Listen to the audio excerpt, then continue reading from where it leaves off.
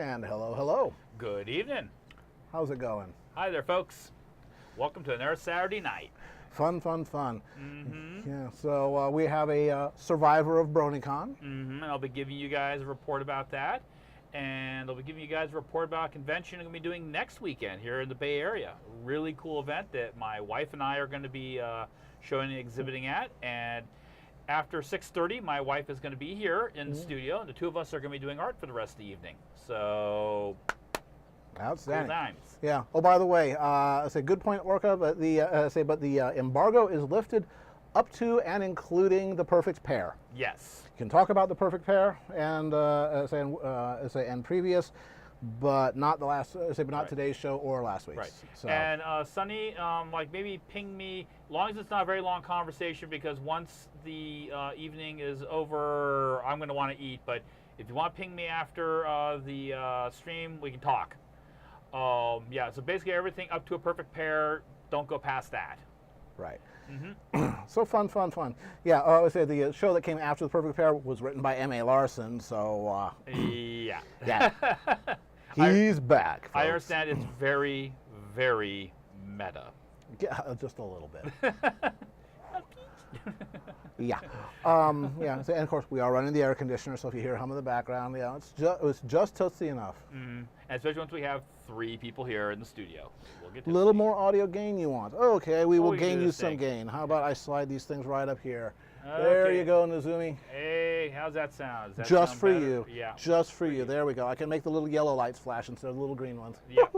Is that better for folks? Yep. Is folks hearing things all right? Give us a sound check. We know it takes about 30 seconds for some feedback. You got it. We got pretty good lag tonight. It's not that long, actually. Yeah, about 20 seconds. About that's good. All right. So while that's going on, good sound. The good sound. Please. All right. Well, given that you were busy at BaronEngel last weekend, the art output was not quite the same. No, it wasn't. By the way, Tammy, are you new to the stream? I don't remember seeing you before in the chat. If so, welcome. Yeah. Anybody that's new to the stream, hi. Raise your hand. Let us say hi to you. Chime in. He's Baron. I'm not. Yeah. Ninja Rabbit. I don't remember seeing you before in the chat. So if so, welcome to the stream. Yeah, and I see somebody is back from a long time ago. Airdays, welcome back. Yes. Been a while since we've seen you. Glad to see you back. But yeah, I didn't get a chance to do as much work. I mean, I did a lot of artwork, but it all went with people in their portfolios at BaronEngel. I didn't bring anything back, so it's a little bit smaller selection this time around. But don't worry, because when Smudge comes on at 6:30, she's going to be showing you some stuff she's been working on. There's some good stuff, too. Yes, there is. All right, speaking of good stuff, first thing we got to do is lubricate your brain. Yeah, that'll make things go a lot better. Yeah, we're going to... There we go. We are going to go to a cocktail we've done before. Nice and simple. Clink. We are going to do a tequila sunrise, which is super easy. It's super good for you, too. Yeah, it's got vitamin C in it because it has orange juice. Get your orange juice, man. Exactly. Helps fight scurvy. Indeed. Hold this, you scurvy dog. Okay. With white tequila. Milagro is a good brand for a tequila. It's not too pricey. There we go. Oh, sorry, you have the 2-inch ice cube maker now. I do, yeah. Larger ice cubes, by the way, they last longer and keep your drink colder. Don't water it down. Yeah, exactly. And all that's a very good thing. And then we have the OJ. Now, of course, we're not at the right time of the year when Carolyn can just go out in the backyard, grab oranges, and squeeze the bejeebers out of them to make orange juice. That's like a January thing up here. Yeah. And then we have, to make it pretty, some grenadine. Let's make it pretty. Let's make it lots pretty. Actually, well, not too much. I'm not too sweet, but. There you go. Perfect. All right. And of course, you need a suction device. This is right. This is right. Okay. Excellent. There we go. Put the stain thing over there. Yes. All right. So, yeah, actually right now for the big cubes, my ice cube maker consists of an ice cube tray. Now. Yeah. All right. So let's. So now that your brain is getting lubricated, let's get some. Let's get some art in front of these folks. That's right. Yeah, Maybe my people tune up here. I'm kind of bummed. No one's commenting about my new T-shirt. Oh man. Or even your shirt. Well, maybe it's burning out their video cards. Yeah, pretty much. Yeah. Okay. All right, you hit a milestone on DeviantArt, didn't you? Yes, I did. I hit 400,000 page views, which I knew I was approaching 400,000. I was kind of going, well, okay, is that a big deal or not? So I kind of checked around and looked at like some really large groups like Bronies on DeviantArt, and yeah, actually, I guess 400,000 is fairly something worth tooting your horn about. So I tooted my horn. Indeed. And there was another big number that came up. That was also on DeviantArt, if I remember right. Yes, 5,000 watchers. I really have to admit. 5,000 watchers, including your shoulder. Yes, exactly. Hi there, my shoulder. The delicate shoulder. Yeah. So looks like Patina is fine with that. Yeah, she is, and Patina has decided that for the foreseeable future at least, Fluttershy is her go-to person to celebrate milestones with. Indeed. My stuff. Now, the next one coming up is 800 on Twitter, and I'm getting there pretty quick. But the more folks that follow me on Twitter, the faster we get that number. I've already got the artwork already drawn up and everything for it. All righty. So, getting back to the Dreamscape here, there's a certain Apple Bloom is all grown up and is kicking ass and taking names. This was like a one-shot dream I had a couple nights ago. When I was back at BaronEngel, I did this sketch, as anthro sketch of Inky Rose from Honest Apples, the one goth Pegasus fashion designer, and it got actually a lot of feedback. And then I did a sketch on Thursday of Inky Rose again, and just because the way it turned out, she looks like she's some character from like an Avengers movie, and so I just made that observation. And then that night I had this dream in the staging area where Patina and I were watching basically this like equivalent like cross between Highlanders, My Little Pony, and the Avengers. Emma Applepeel. Moving on. Speaking of Inky Rose. Say hi to Nate Dogg for me, clear skies. Inky Rose in her jodhpurs. Yes. Yeah. I mean, I don't know if she'd actually wear an outfit like that, but she seems to carry it off. Well, we're going to find out in not too very much longer, aren't we? Yes. It's what, 2-3 weeks now till release or something like that, or even less? Yeah. Wow. All right. So getting back to your regular Dreamscapes, so here we have a very happy person. Yes, this is Phoenix. Phoenix is, well, she's an intense individual. Yeah. And she's basically doing her job. She is trying to track down where those wards came from that let that griffin break into Celestia's office. And she's very, very familiar with moving through the underworld. Yeah. And knowing how to get information out of people. And she has fairly broad discretionary powers on how she collects information. At the very least, to scare the bejesus out of people. Yes. Or the Celestia, as it were. Yes. All right. Speaking of scary individuals, yeah, say Fleetfoot. She's always the troublemaker of practice. Yeah, DWK had something to say, Yeah, I think he nailed it with her. I think she's the psycho one. Yeah, she's the troublemaker for the Wonderbolts. So. Well, and we've kind of seen that in the show. She's the one that threw Soren under the bus and the whole bit. Right, and tried to get Rainbow Dash to basically dump her team for it. Like, really? Yeah, she's kind of a jerk. And then in celebration of what we're going to be seeing later tonight. That's right. We have a Smudge Dragon and a Baron Coon. Aww. Well, we make a great team. And like I say, if you guys want to know, some of you guys, you've followed me over the years, and you've commented on how my figures have gotten better over time, and how, things have improved, they've gotten stronger and more solid and everything.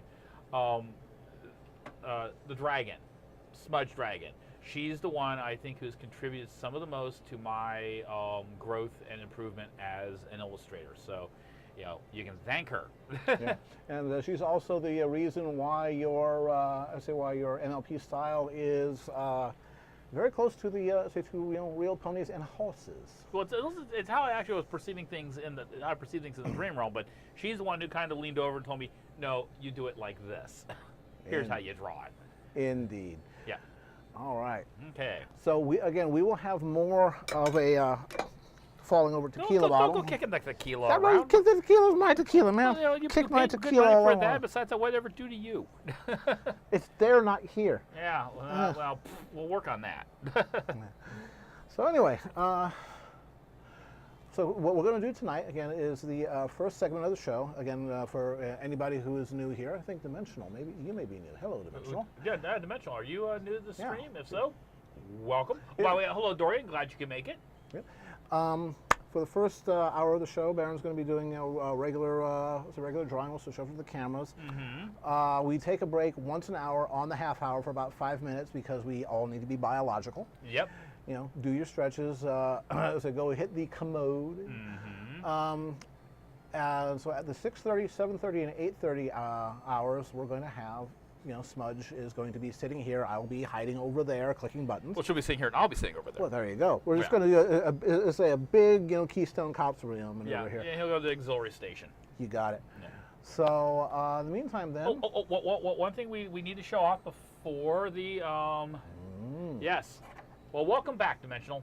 Yeah, you'd show off the cool thing that Robert was unveiling at BaronEngel. Let's see how close this. Let me turn off focus lock here, and we will see how close the camera can zoom in.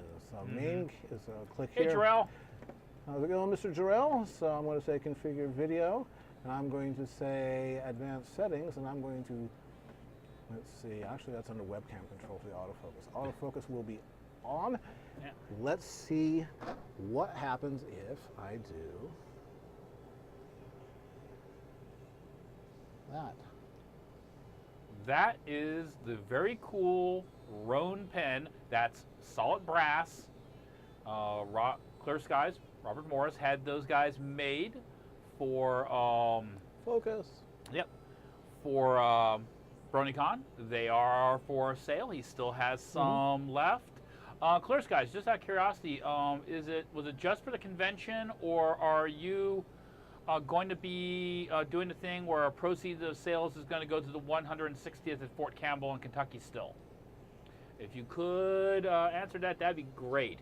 They're $8 unless you buy them with at least once again, Clear Skies, correct me on this if it's wrong, but at BaronEngel he had a deal where if you bought a hard copy of the book, you got the pin for $4. Such a deal. Yeah. So I don't know if he's still doing the thing with the doing the thing for the 160th Night Stalkers at Fort Campbell for any sales after BaronEngel, but he was doing that during the con. And I don't know if he's still doing the thing. If you buy a copy of the book, you can get the game for the pin for $4. Clear Skies, you can correct me on that if I'm wrong. Where did my control panel go? There you are. Okay. Autofocus off. There we are. Yeah. Well, if you want one, Art Hobbit, you need to talk to that guy, Clear Skies, in the chat. He's the guy who's going to be able to make it happen for you. Alrighty. Okay, there we go. Oh, you having problems with your sound there, Jerome? Oh, your volume was way too quiet. I had to jack up the speakers. Okay. Yeah. 'Cause Well, we can be loud for you. All right. There, enough of that. Let's get to the good stuff. Let's get to the art. The reason why people show up, not to hear me tell bad jokes. Yeah, certainly not Alrighty. for this. Yeah. Okay, so we're going to be switching things around here for a moment. Pardon me, I put a keyboard Yep. away. And while you are setting up, I'm going to do the duty that needs. Our hourly duty. Indeed. He said duty. Duty. We want to say thank you to our sponsor, who is University Art. University Art is a high-end art supplies and framing shop that has outlets in San Jose and Redwood City and Sacramento, California. They do museum quality framing, which is the bulk of what I do with them there. All of Baron's artwork that's I've ever had framed, I've had framed by there. I wouldn't trust anybody else. They have instruction available. They have demos. They have art fairs and the whole 9 yards. They are good people, and what the heck, they're very patient because they had Baron working for them for 20 years. Yeah, they put up with me. That right there speaks a lot. Indeed. So we want to say thank you to them for supporting Baron by keeping him well supplied with art supplies. And I want to say hi to Mike and Jeff, who are some of the senior honchos over there, who lurk and sometimes show up. And we're going to have Jeff on in about 6 to 8 weeks, I think it is. He does Egyptian-style artwork. You know, all the classic stuff and classic techniques. So we're also going to have Jaya back, who works in the Sacramento store. She was the crazy one with the blow torches. Yeah, blow torches and hot wax. She will get answers. So she's going to be back in a couple of months as well. So it's going to be cool. Yes, it is. All right. Okay, so I'm just going to do a little piece of MLP art here tonight. Kind of tide things over before my wife shows up, and then just so you guys know, one question for everybody out there. Is anyone going to be watching the Aeroback exhibition between Luna and Celestia here on Monday?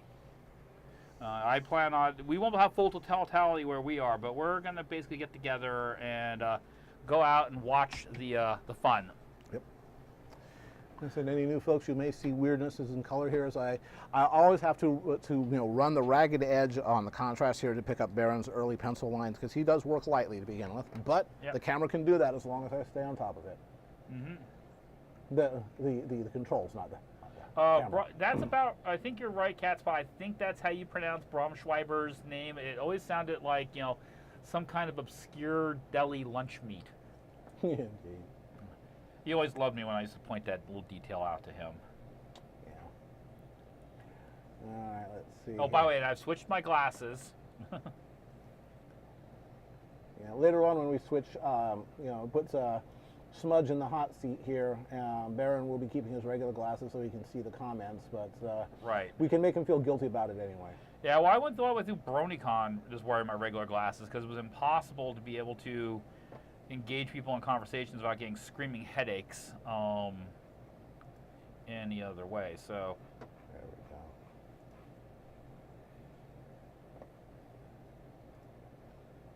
go. All right. So, who are you drawing today? I'm drawing Pear Butter and Bright Mac. Yep. Now that the embargo's over, we can talk about the absolute, tied for me, the absolute best show of the series. Yeah, and I'm going to say it has... That and Amending Fences. It has a pretty high DAW value to it, which Amending Fences was just kind of right. Where this one's just like, aww, the feels. There we go. Yeah, it was absolutely awesome. That was the William Shatner episode. Yep. And who knew he could actually act?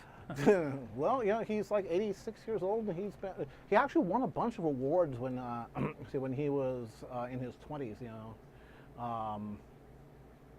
Everybody makes fun of him for his bombastic attitude with the random pauses, interstitials. Yes, but but the fact is that when he wants to act, he can act. And also too, I found out something about William.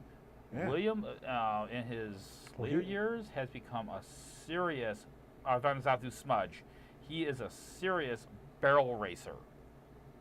Horse, rodeo. Mm-hmm. Oh yeah. Well, all those horses that you saw in. I think it was Star Trek Generations. Mm-hmm. Those were his own horses. Yeah, he is apparently hardcore. Him and his horses he competes with are hardcore about winning. Oh yeah. Well, is William Shatner competitive? That would never happen. Yeah.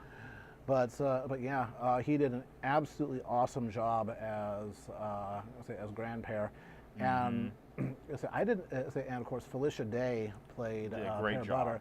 I did not know she was going to be on. She knows how to keep a secret. Yep. Of course, she's as much a producer as she is an actress herself. She is the person who runs Geek and Sundry, one of the biggest all gaming all the time YouTube channels. Where Tabletop is on. Is it? Yeah. With Will Wheaton. Because she's on fairly regularly. Yeah. Well, again, it was all her idea. That Geek and Sundry is Felicia Day. Yep. And she did an astonishingly good job. Yeah. So. And what did I say? The feels. Yeah. Lord Almighty, the feels.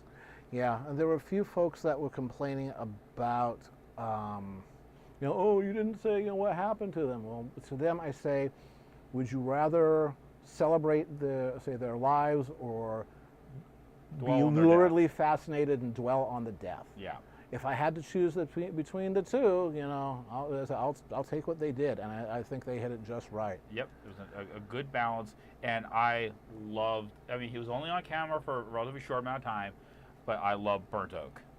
Yep. A great character and a very believable character. I could actually imagine that character existing in Ponyville. Oh yeah, the Sam Elliott style. Yes. Welcome to you. Yep. Glad you're here. Yep. And hoping you've been arriving, and now you have. Yes. And just very much that, can we take some time and ask some questions about, tell stories about my dad and our parents? Love to do that. It's like, oh. Yeah. Cat's Paw, I think you got that inverted. So long as it's safe for work. Yes. Yes. So let's turn that upside down. Yeah. SFW. Hey, we know what you're thinking about all the time. Yeah, I was gonna say, hey, who gave Patina moderating privileges? Let's fix that really fast. Yeah. So yeah. See, Lego. Are we talking Star Trek? Well, that's the thing is that there is now overlap between Star Trek and the Pones. Again, as we mentioned, in the form of William Shatner. Yep. Again, spoilers for The Perfect Pair, episode 13 of this season. Cover your ears if you haven't heard it. William Shatner plays grandpair, and just knocks it out of the park. Yep. It's one of the most, even though it's a one-off role, I would say it's one of the most important roles in the series to date. But the thing is that they've created a character that you could revisit again. You could revisit that character if you want to.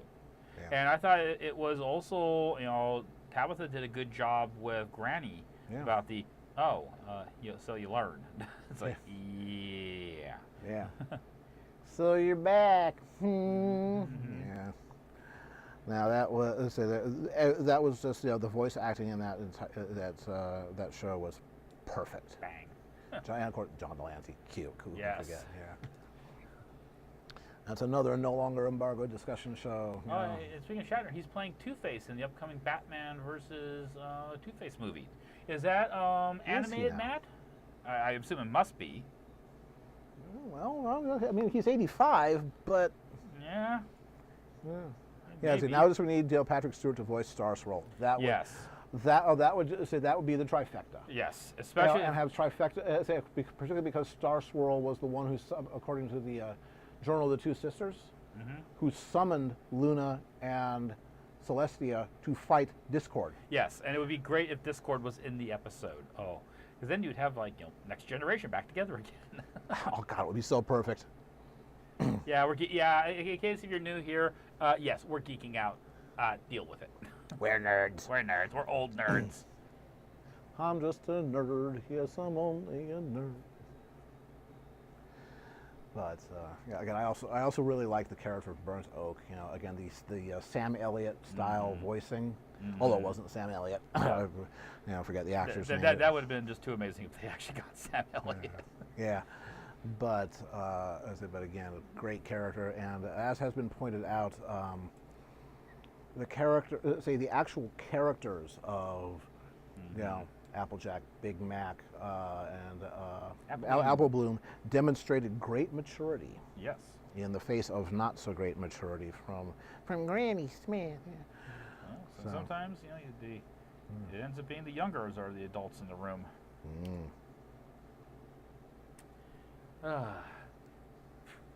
Star Swirled, Brent Spiner, Star Swirl's assistant. Yeah. Of course, if you want, what you could do is you could just hire Brent Spiner, and Brent Spiner does a very, very good imitation of Patrick Stewart. Every time they're at the same convention, Spiner just trolls Stewart. Really? Oh yeah. Oh, I did not know that. Oh yeah. So he is apparently quite the mimic. Yeah. Myrna Sirtis, Counselor Troy. Yeah. She also, apparently she's also got something of a potty mouth, but yeah, she's got her stories too.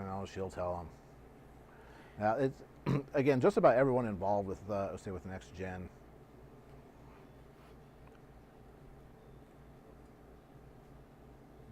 Could you draw Spawn versus Luna next? Yeah. No, I am more angsty than you. Well, we did see Pinkie Pie versus Deadpool in an animation, in a death match. True. Yeah, yeah. They decided that, and well, you have to go see it. Yeah. Go see it. It's not the ending you think it might be. Yeah. No. So, yeah. Brent Spiner had a. Data, in case anybody's not picking up there, had a bit of reputation of being a perfectionist on screen, and apparently so initially did Patrick Stewart, but the cast of Star Trek taught him to lighten up, and particularly on the set, and now Patrick Stewart is a practical joker. He is a prankster. He is a mischievous little boy. I am left with the impression that the set of Jeffrey was very interesting. Oh yeah. Well, it's my understanding that Patrick Stewart's kid is gay. Yeah. Jeffrey is it's a dark comedy set. It was filmed filmed during the height of the AIDS epidemic, where if you got it, the clock was ticking, and it wasn't gonna, and that was that. And Patrick Stewart plays the world's swishiest interior decorator. Yeah, interior designer. That's good. I'm sorry, Martha Stewart. I worship the woman. So who is Martha Stewart?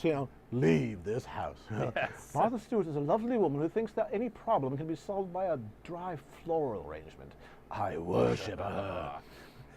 Jeffrey, can I make this work, or do I look like a gay superhero? I almost shot coke out of my nose on that line.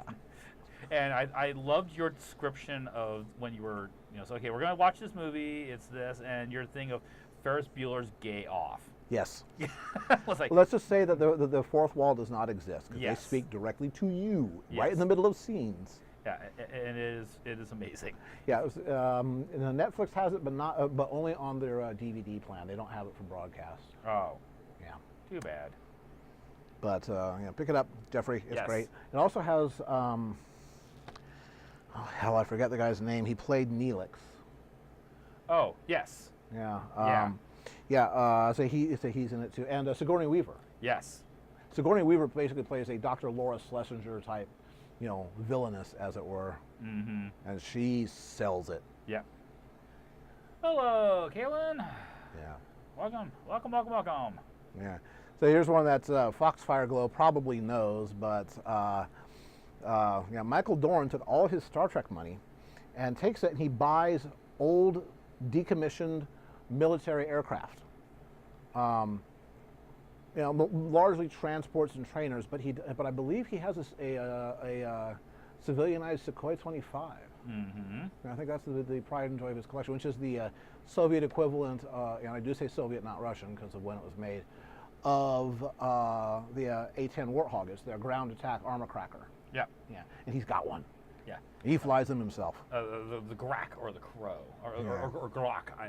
It's a Slavic. I'm not quite certain how you're supposed to. Grak. Put the emphasis on the C and the H. Irds, if you're in the chat, help us out here. Yeah. Enlighten us. I think he's dropped out. Oh well. Yeah, as Irdis is, he's from Russia, but he Yes. is not here right now. Yeah, but it's Sunday morning for him. Yeah. So, let's see. Anybody else here who's new? Yeah, the Sukhoi 25 Frogfoot. That's right. Yep. Yeah, I'd say the U.S. Gave all the fighter aircraft F code names, for fighter, like the Backfire and the Bear were B bomber. Bombers. But they give the fighters the F's like dopey names like Flogger and Frogfoot. Flanker. And Flanker, yeah, Fulcrum, just so they didn't sound as intimidating. Yes. The MiG-25, the Fulcrum. Of course, they later found out that basically the MiG-25 was not a fighter; it was an interceptor, and designed to fly at Mach 3 to. No, not MiG-25. That's Foxbat. The Foxbat. Okay, yeah. MiG-29 was the Fulcrum. yeah.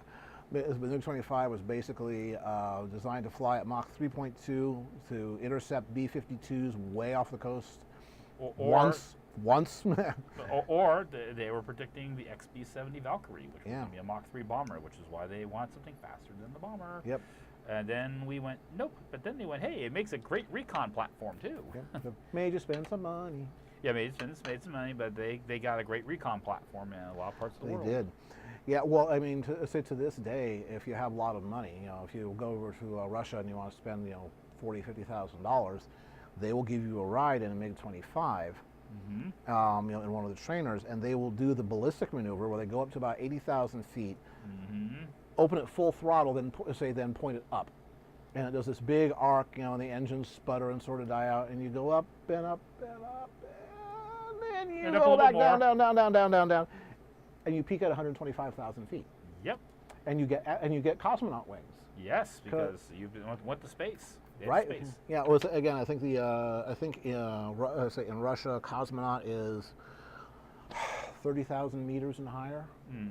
30 kilometers and higher, which is about 100,000 feet. And this little ballistic maneuver, which can also be used to launch anti-satellite missiles from under the wings, because at that point, you've done most of the work to get the missile up there. Might as well do it. But that maneuver does take you into what the Soviets and the Russians define as space. They're a cosmonaut. And they know a thing or two about that, I think. Yeah. Oh. So. Well, I always find kind of interesting too. They were obviously copying this. They were, we were copying that. The thing you have to remember is that at the time period, with available materials and technology and the ability to engineer and compute, you end up with certain, basically collapsing points where if you're going to make an aircraft, it's going to go this high, carry this much. The engineers, they're solving the same problem. Solve the same problem. So they're going to look the same. Yeah. I would not doubt that they loved getting information from the West on stuff, and we love getting information from them. I need to put a little piece of tape that says look left, not right. I keep looking over there still. Habit.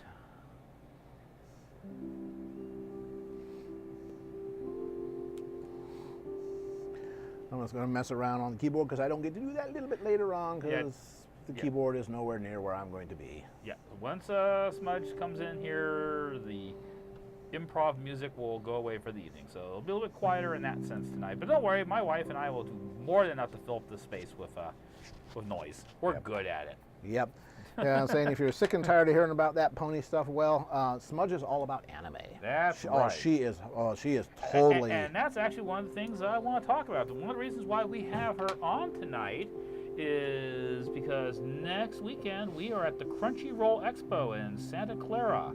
Of which I believe I actually did send you the map that had the table location. You might want to bring that up in the graphics to show folks. Let's do that. Let's see. And we are going to be in the Artist Alley, and we are going to be selling some of Smudge's comics, and we've got graphic novels. We'll be showing you some of those tonight when things get going. And we're going to be selling prints, and we're going to be selling original art, and we're going to be doing convention sketches while we're there. So if you happen to be in Santa Clara next weekend, drop by the Crunchyroll Expo. And they are right. Bam. There. Yep, just about in the exact middle of Artist Alley. And I will say this much about the Crunchyroll Expo. We've been very impressed with their operation so far. They're one of the most professional, well-run, answer your questions in a timely, prompt fashion. Appear to have their fecal matter aggregated. We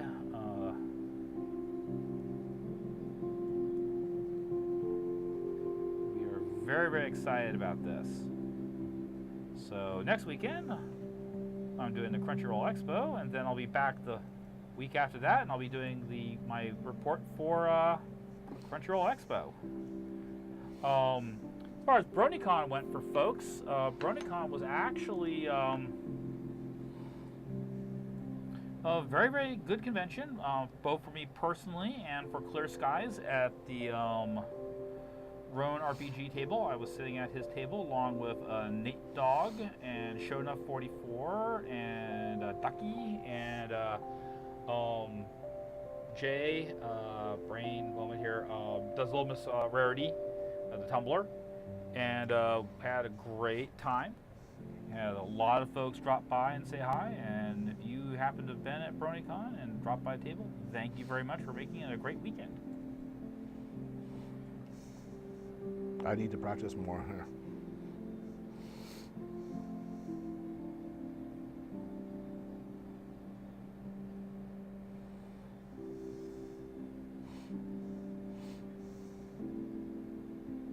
And yeah, Outlaw Star was great.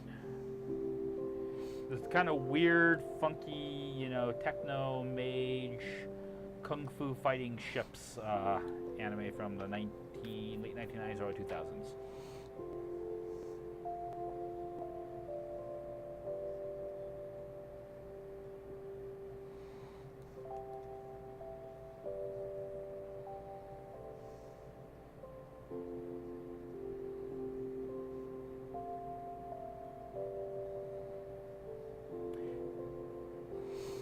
Yeah, I'm looking forward to the new season of Gate 2. Like I say, they must disassemble the ships and pass them through the gate in pieces and reassemble them, or they're not using very big ships.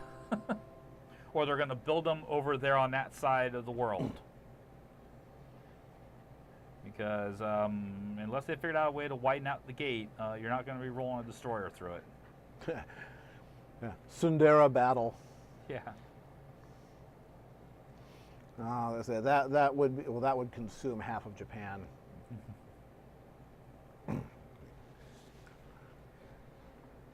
Yeah, lyric recognizes the tune. And if he falls in love tonight, it can be assumed his carefree days with us are history. In short, our pal is doomed. Yeah, somebody explained to the kid that I ain't no merry-go-round horse. I'll let Sarah Jane explain it for me. There you go. I am so surprised that My Little Pony fans have not completely latched on to Brave Star. I mean, the animation's crappy, but the character design's not bad, and the stories are actually somewhat interesting. I mean, yeah. They kill people dead on screen. I have to admit, though, man, going back and rewatching some of those episodes, Some of them are painful. It's like, no, also the fact that, wow, you got away with that. It's like, oh yeah. Oh yeah. So some of these things will be taken out of context so badly. Let's just say that the sexual tension between Brave Star and 3030, you could cut it with a knife. Yeah. Holy hell. Yeah. It's like, oh, okay. Oh, it's one of those type of cartoons. And Larson says that some say he has a pinup of Patina cosplaying as him, and that his vehicle of choice is a 1969 Mercury Marauder in Mad Max Fury Road. All we know is that he's not the Stick because he's BaronEngel.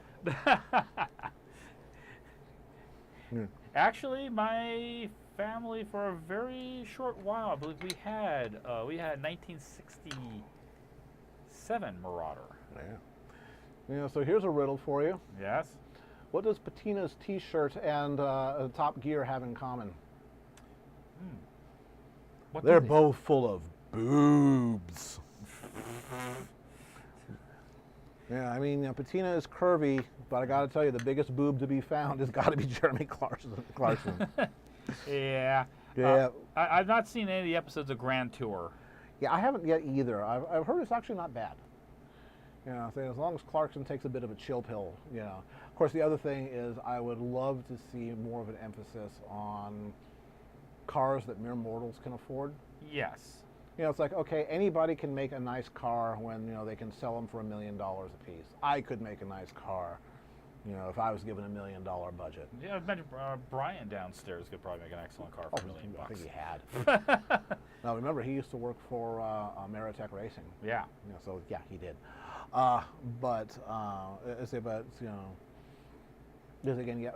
Ferrari can make a 600 horsepower car for $500,000. Ford can make a 600 horsepower car for $50,000. Yeah. Okay, which is the greater achievement? Yeah. Yeah, it's like, yeah, it isn't as refined, et cetera, but Yes, but for that extra hundreds of thousands of dollars, you could afford to go on vacations and drive around in your car. yeah. Lars has been watching a lot of Roadkill lately. I've seen a couple of episodes because they seem to have a fascination with Plymouth Dusters. And that was my first car, was a Plymouth Duster. You know, well, it was a lot of people's in that our era, in our generation, when you were in Yeah. high school, that was your vehicle you could afford to buy, or your parents bought. Because it was right that period with like your relatives. So, my grandma's no longer driving this car anymore, so you get. Oh boy. Well, actually, I got my first car when I was 16. That was the Duster, 318 V8, very nice. With inheritance from my paternal grandmother. Mm-hmm. She left me about $2,500, and I bought my first car with that. Yep. Yeah, that's how I got my first bit of business inheritance. It wasn't quite as snazzy. I got a 1965 Ford Falcon two-door. And unfortunately, and I got a two-door sedan. I didn't get a two-door hardtop, so I didn't have the cool Futura body style. Yeah. But yes, Chris, yes it is. Little blue car called TARDIS. Yes, you are absolutely correct. Clear Skies, Amagi Park is amazing. Ooh, getting 69 Chevelle SS back from my dad next month. Sweet. Nice. Let's see. We'll find a picture of the Caradwin mobile, which I will dig up in just a second here. Is this Big Mac? Big Red. Big Red.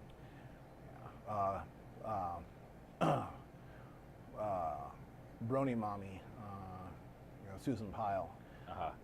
No, excuse me, Mando Mommy. Mando Mommy named my car. She named it Big Red. Okay. Don't go against. No, nothing gained by going against Mom. So. Oh yeah.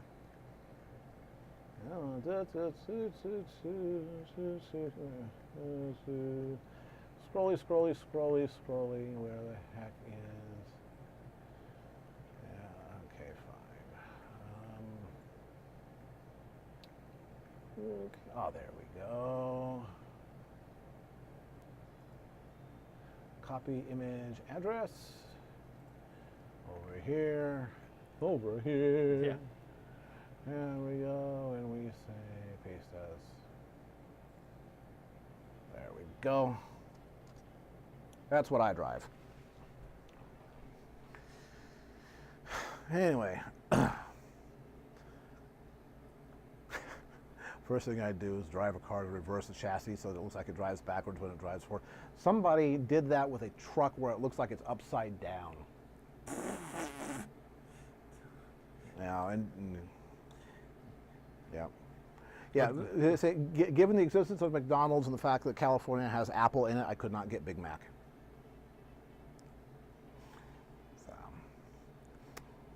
but I keep threatening to loan it to Peter New next time he comes down. I mean, if he comes down for BabsCon next year, it's like, dude, here's the keys. Have fun. Yeah. We just want some pictures of you behind the wheel. Yeah. Especially you going down like 101 going, yup. Yeah. Well, hopefully by then, if either Cyfor or my current company works out, and has a nice event, it's going to get its supercharger. You're actually going to go for the supercharger, huh? If I have a big financial event. Yeah, you're going to go for the Roush. No, actually Ford Racing. Oh, okay.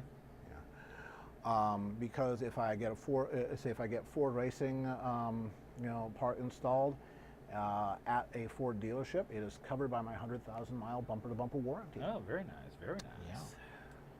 Now, mind you, Roush does have an insurance policy where they will cover up to, I believe, $12,000 in damage if it can be traced back to the blower, which is basically the cost of a new V8 crate motor. But yeah, I'd just rather have the Ford part because I can get it serviced anywhere.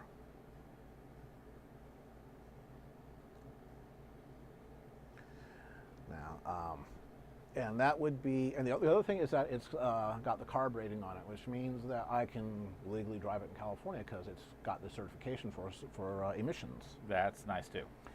Yeah. Of course, I could do that with the Roush part as well, but Right. but no, that would be 600, and say the one that I'm looking at would be 600 and either 625 or 670, depending if I put on the intercooler or not. Yeah. The Roush part is 660 horses. And your gearbox should be able to handle that. Well, actually, the automatic transmission usually, the automatic they prefer that you have the manual transmission. I would prefer to have a manual transmission, but it was what the deal was. But the It's a good automatic, I will admit. well, it's a good automatic. The thing is that about 5% of them won't handle much more than about 550 horsepower, which is why the Ford Racing Stage 1 kit is 525. Mm-hmm. The good ones will handle up to 800. Right. And the other thing that you do is you decide just how easy to drive you want it on the street versus how fast you want it to go off the line. And you get a different torque converter that locks up at different RPMs. Yep. The higher the RPMs, the more of a drag racer it is, but the more it'll just be shifting all the time when you're driving around the street. Yep. Like somebody who's just doing nothing but street racing and drag racing will get a 3,000 RPM lockup. I think the factory one is like 1,800. Yeah, since that's what I'm 3,000. driving around on the street, not racing for pink slips. Yeah, exactly. Those days are behind me if they ever were in front of me. Okay, we got 10 minutes left to go on this. Yeah, Orca, you can't kill a Chevy S10. They last forever. They're kind of like the Toyota SR5 or the Hilux if you're elsewhere. Or late 1980s Ford Ranger pickup trucks. Mazda B2000s. Again, Jeff Ferris had one. Yeah. And he put 300,000 miles on it, and one time it was stolen, and it came back with bullet holes. And he kept the bullet holes. And then Chris Kreutzmann had that Toyota SR5 for literally like 20 years, so it finally got totaled in an accident. Yeah, it had 280,000 miles when it died. Yep, and my dad had a 1987 Ford Ranger pickup truck, and he put 525,000 miles on that thing. Yep. Because he drove it across the United States multiple times. Indeed. When he was doing contract racing for folks. Remember the Hemi under glass reversed Barracuda? Yep. Yeah. Weird looking rear end on that car. Yeah. Vast majority of people who play video games are adults. Yes. And about half of them are female. It's just there's certain types of the games that get all the press are the ones that tend to have the least welcoming communities for women, unfortunately. Mm-hmm. But MMOs tend to be a place where you'll find a lot more equal representation of genders. And I got to tell you, some of the most vicious, hardcore, will destroy you if they see you PvPers in MMOs are ladies. Yeah. And they also tend to run the best guilds. Yeah. They organize things and put the least amount of crap, and it's like employing those future mom skills. Of course, some of them probably are moms, actually. Well, exactly. That's the other thing. Is that it's an all ages thing. It doesn't require twitch. What you have to do is be able to plan and recognize a bad situation and get out of it when you see it. Mm-hmm. Yeah. Well, I'm just reminded of Smudge telling me about I think it was a guild she was in, where somebody who was underage was on at like 3 o'clock in the morning when he shouldn't have been. It was a school night, and just so happened that his mom was in the same guild, and she happened to notice the timestamp on when the the post went. Like, you're grounded.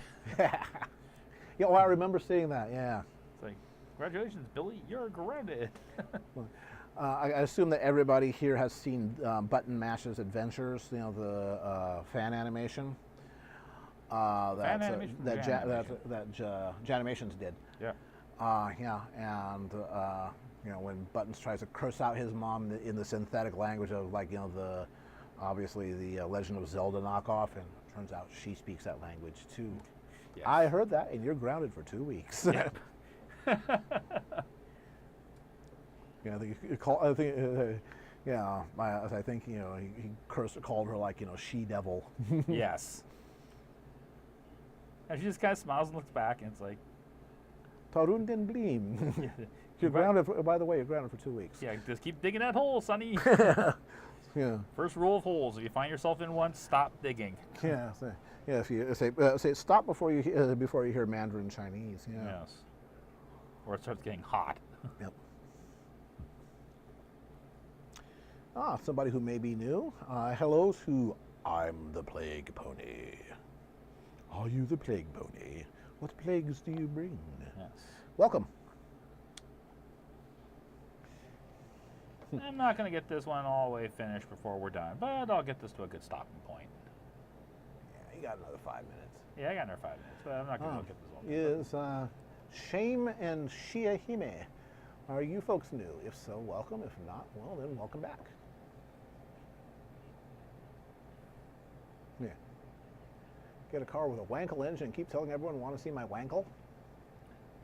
And make sure to suddenly drop the L. Want to see my Wankel? Yeah. Yeah, that'll get you in trouble. Yeah. Or I'll get you a date. This would work either way. I mean, that's a win-win situation.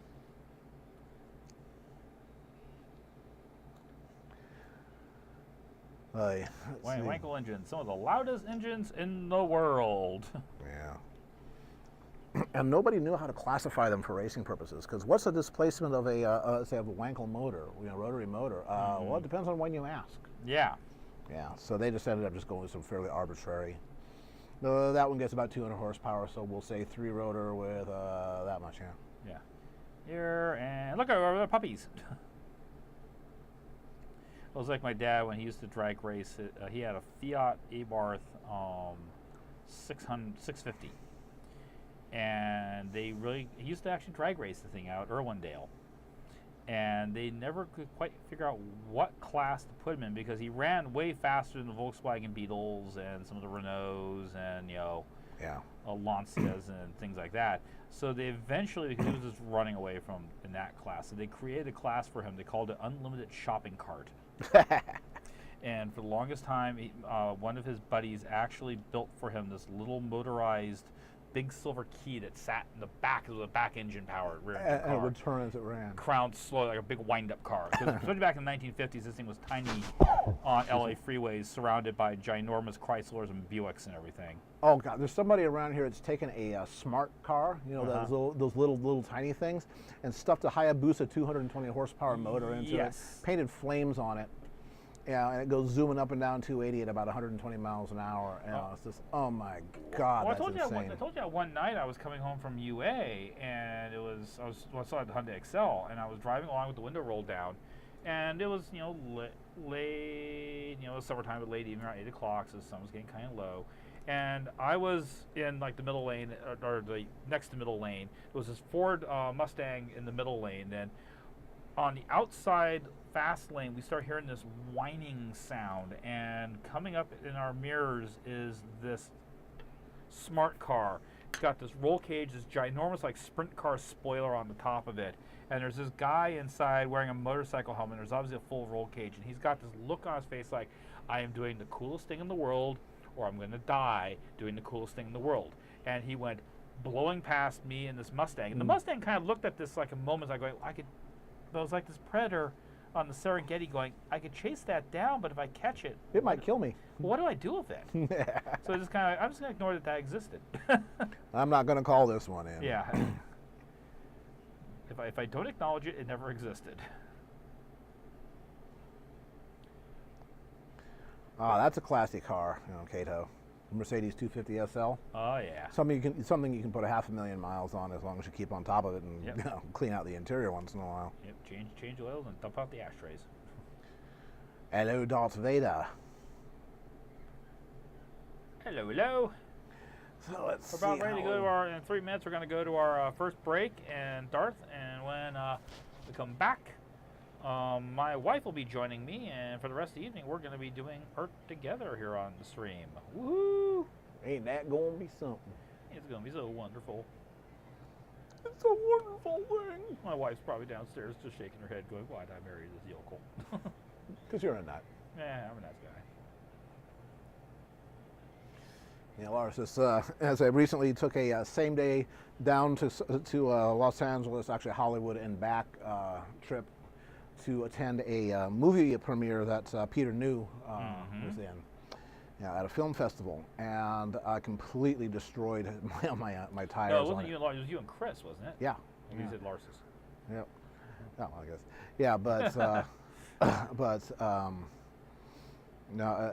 So again, so went down. I had tread. It came back. That's the Aramid belts. So you got new tires? I need to get some new tires. Oh, you still need to get tires. Okay. Yeah. You have not yet taken Highway care of 58 and 33, pushing that car as hard as it would go. And when you're running 275s in the rear and 245s in front with 420 horses, that's all on a roller coaster road. Yep. Yeah. The 58 between I think it was Santa Margarita and Taft. Oh God, what a road that is. You know, I remember when we went over Tioga Pass in that Mustang, and you let me take it on the downsides, like woohoo! Look down the speedometer. Oh, okay, we're gonna slow this down a little bit. Yeah. Cato, we'll talk later. Yeah. Laws of nature, like lanes on the road, are just a suggestion. Yeah. Yeah, but it was one of those cases I'm not sure that this vehicle's not gonna like take me right up to the point where it's like, okay, we're punching out now, it's all over. It's like, let's back this down some. All right, it is 6:29. 6:29. We'll switch the camera. Like I'll maybe touch this up some when I get home and everything like that. There we go. All right. So. All right, folks. So we are now going to take our first break. It's going to be 5 minutes. When we come back, there will be an upgrade in the chair here. So yeah. So we will catch you folks later. You know, in 5 minutes. Go be biological. See you then. Take care. Hello. Okay. And we're back, and we've got someone new here. Well, not so new. Well, yeah, we're just new for the evening. What an upgrade. Picky. Indeed. Okay, you guys are going to get to enjoy just oodles of spousal Abuse. yes, of each other. It's going to flow from your left to the right. It's going to be it's so wonderful. Don't draw the horse like that. Yeah, so yes, for folks who are new to the stream and everything, this is my better half. Hello. This is Smudge. This is Christina Hansen. I say she came into my life in 1992, and I've been a better person ever since. Yeah. So enough of the mushy stuff. So we're going to be doing some art tonight, and because next weekend is the Crunchyroll Expo, yes, I'm plugging that pretty hard and everything like that. Because I'm really looking forward to it. I thought it'd be this small show, and I've been getting a lot of the stuff across my desk, floor plans and guests, and it's like, oh, this is going to be pretty big, and it keeps getting bigger. Yeah. There's practically an entire convention floor just for Artist This Alley. And it looks about like this. Yeah, it's got pretty. Do you want an upgrade? No. Yeah, it looks like that. Yeah, look at that, and that's where we are. We're about right smack dab in the middle. It's a very professional operation. Everything we've seen so far really has surprised us quite a bit. So we're very, very excited about it and everything. And we're going to be selling comics. We're going to be selling graphic novels. Actually, did you bring them up? I brought on the stool right underneath the piano. right That's there. where they're Yes, we've. One of the new things I'm kind of plugging is we're doing a reissue of my first Eben and May graphic novel, now with all the pages. Yes. What concept? Yeah, because the original first edition was missing a page. Yeah, and we didn't find that out until after it hit the distribution chain. Mm-hmm. And we tracked it down, and it was the printer's fault. Yep. And so she's got that. We're going to have copies of To Kill a Dragon, the graphic novel. We're going to have your short novella you did, Warrior's Keeper. Yep. We're going to have some, I believe, of the BMI. We'll have both packs of the comics Mhm. and the 2 graphic novels will be on the table, as well as the second graphic novel for Evan and May. And you've got a new thing, though, that you're working on through Patreon. yeah, one of the things I'm doing right now is actually a prose story called Lumeria's Hive. I will actually have freebies of the prologue available at the table that people can come by and pick up. And it's an interesting fantasy story she's working on. She's basically picking my brain for feedback and everything. Like, just as I go to her and pick her brain for feedback. It's what we do. It's what couples do. We pick brains. And we're honest about it, so that means that sometimes it can be quite snippy. I think that's not like picking brains. Picking sound of a married zombie couple. See, exactly. So, yeah. So, because we're going to be basically at a convention that's going to have lots and lots of anime and whatnot. And anime and anime and and more more anime. anime. Oh, but it'll also have Adam Savage. That's exactly. Adam Savage is going to have a mono. Yes. Amano, my hero. Yeah, I don't know how we're going to find the time to be able to stand in line, though, to get a mono autograph. But we'll work that out somehow. Yeah, that's going to be crazy. It's like, yay. Yes. And they're going to actually have a separate room that's a full gallery for Amano's work. Yes. So By the way, boop, back at you, crazy crazy Matt. So she's got this Patreon that she's been running. It's really kind of a cool thing. And so, I know there's a lot of people in this stream, basically, who are my Patreon supporters. And actually, I want to take a moment right now to thank you guys all, because I could not have, in 2015, basically stepped out and gone full-time as an artist without the support through Patreon. It is an amazing thing that helps us pay the bills. But I would like to take a moment and say that she has a Patreon too, and she's got the same And I thing. do different things, so you won't get the same content if you're on one and not on the other. What's that light shining on Baron? See, that's actually the targeting laser. It's actually coming through the little hole there in the window. Actually, see, it's the light coming from the Tree of Harmony. Yeah, that's it. I'm sticking to that story. I'm sticking to there. Okay, see now targeting lasers. No, see now the light from the Tree of Harmony is gone. Discord won. You had to bring it up. Great, good job, Sura. Bravo. Discord, whatever did I do? Yeah, congrats. You just killed the Tree of Harmony, sir. I hope you're feeling good about yourself tonight. You're welcome. Yeah, thank you. All right, so before we get going, we're going to get Smudge here some brain lubricant. Now, my wife, because of her meds and everything like that, she can't have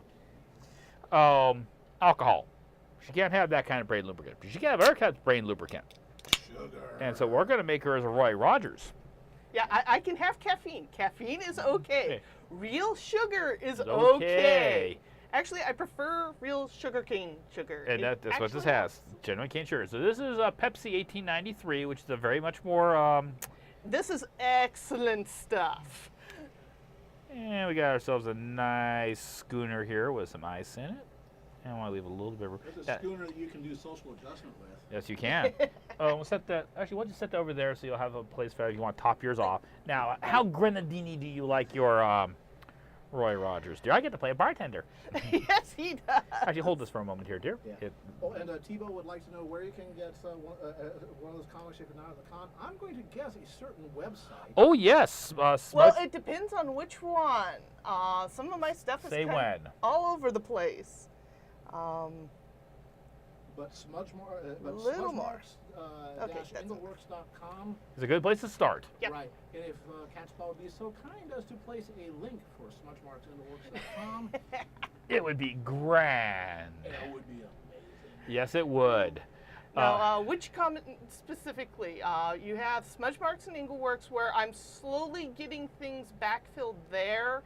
Now, it looks like I haven't done anything with the site in a little bit, because I've been literally spending the past month beating my head against the wall trying to get a plugin that I hand wrote updated for security reasons, and it's fighting me tooth and nail.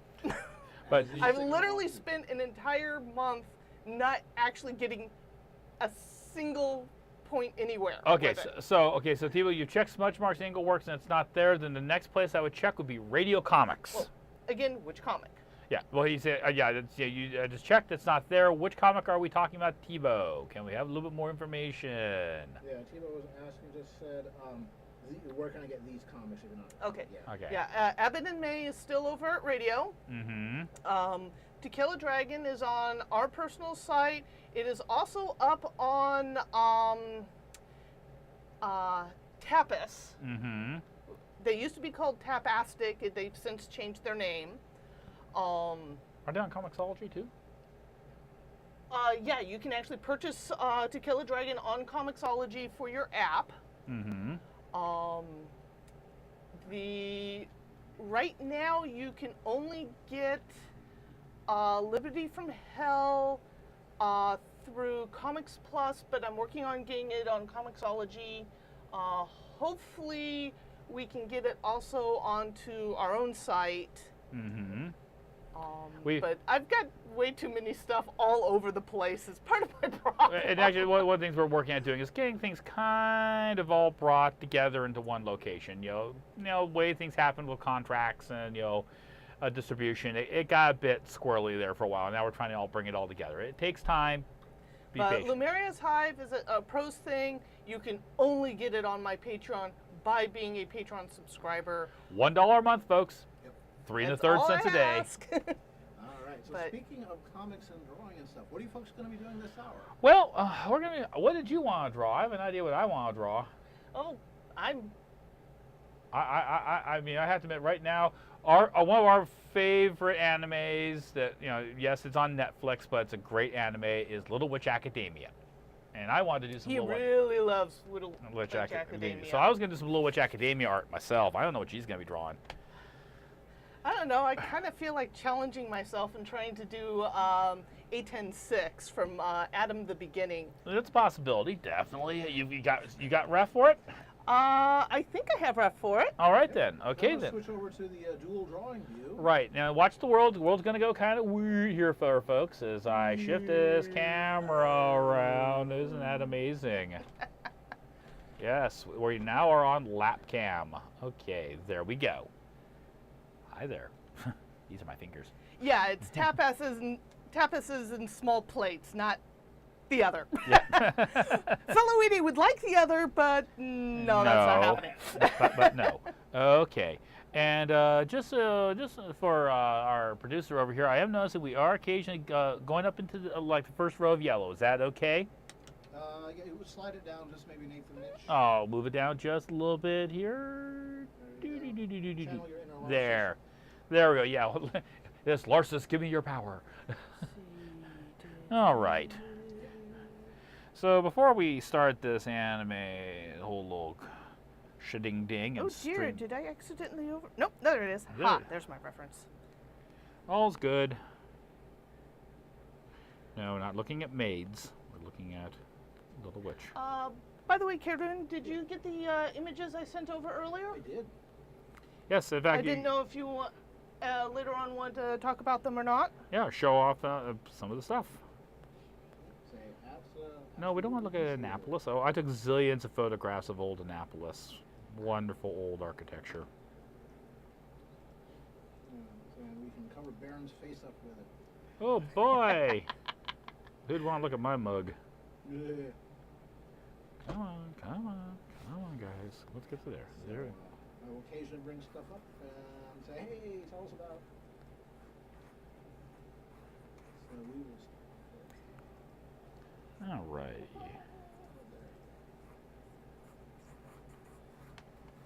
All right. So I have some reference here. Yeah, I assume most people have gotten a chance to check out Little Witch Academia. If you haven't, you don't know what you're missing. If you want, I could give a review, but it would be kind of pointless if you already know what we're talking about. And besides that, don't be a spoiler. Let some folks have the thrill of discovery. Yeah, the one I'm working on is actually a little more obscure. Yeah, I'm But- trying to remember it actually. You have not seen it. Ah, well, that's why I don't remember it. You have not seen it. But see, yeah, folks, you have to understand something is that Smudge watches all the anime. All of the anime. Yes, yes, I watch all the anime. Well, not all of the anime. I do actually pick and choose what I do watch because there is so much anime out there that I can not physically watch it all and actually get work done. Yeah, but you watch probably 5 times as much as I do. Yeah, this is true. All right, so I'm going to start bringing up an occasional picture here, and I will ask you about them, and you can tell me all of this stuff here. So keep an eye on the camera there occasions. I- It goes like this: 1, 2, 3, bang, magic. Hey, check that out. Okay, this one is. It's called over on Blood 3. that monitor, not on this one. It'll catch up. We got You have to remember, you're got about a 30-second delay. right. But yeah, this is called Board 3. Yeah, that is a colored version of a storyboard for a 30-second little animation short that I've been poking at for the past year plus, dealing with MMOs. And I do play a lot of MMOs. I haven't been online for about a year now simply because I need to get some work done. What a concept. Part of it is getting this animation short done. And the 2 characters that are shown, I have one of our roommates, Rendis, is my longtime gaming buddy. We've been gaming buddies since high school, which is like almost 35 years now. I watched Little Witch Academia Funds. Excuse me. That's why I love the character so much. Anyway, continue. And the animation short is about our 2 proto-archetypical characters we always play in MMOs going on a quest. One of the running jokes is I always play guys, he always plays girls.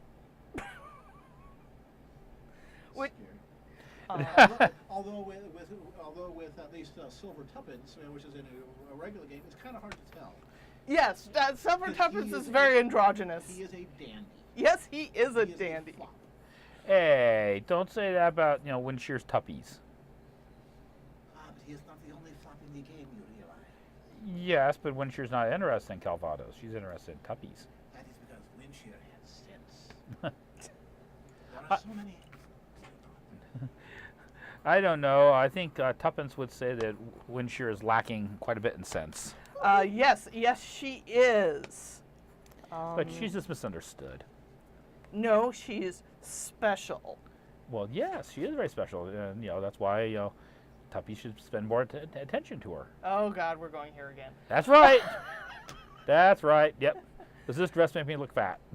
The interesting thing, though, is that the night elf, or half elf, which is kind of what I always tend to gravitate to, is some sort of very pale male tank that tends to be a pretty boy. I ended up taking that character, and actually he's the main character for the short story I did, or the novella I did. A Warrior's Keeper. Yep, Warrior's Keeper.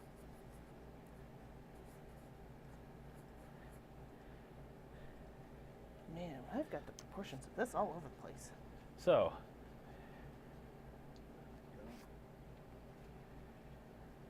All right, see you later, Ninja. Yeah, say lunatic is putting it kindly. Say Windcheer is a harmless but otherwise scary off the rocker, but that's okay. yeah. But she's often right. That's the really scary part. Right, so that's the part that strikes fear. Yeah. Because it turns out she was right about sea ponies. Uh-huh. And Yetis. And Wendigos. And, yep. She marches to her own drum. And her own marching band. Her own drum and bugle corps. Yes. Speaking of MMO characters, Orca made a new character in Star Trek Online earlier this month, and after finishing the character creation process, realized it looks just like Catherine Janeway from Star Trek Voyager. So is this the Sarah Connor Janeway, or the Catherine Hepburn in space Janeway? What 6, you old poop? Basically before or after 10 of 10. I mean, 7 of 9, I'm sorry. The episode that introduced 7 of 9 into Voyager was basically right after they sacked the original writing crew from Voyager and brought in the people from Deep Space Nine that had turned it into such a rockin' series. And Janeway let her hair down and channeled her inner Sarah Connor, complete with battle harness and going both phasers blazing. Yep. And it said went from Catherine Hepburn in space, the Captain Schoolmarm, to whooping some butt. Yep. 4 hands, that's right. So how about another piece of smudges?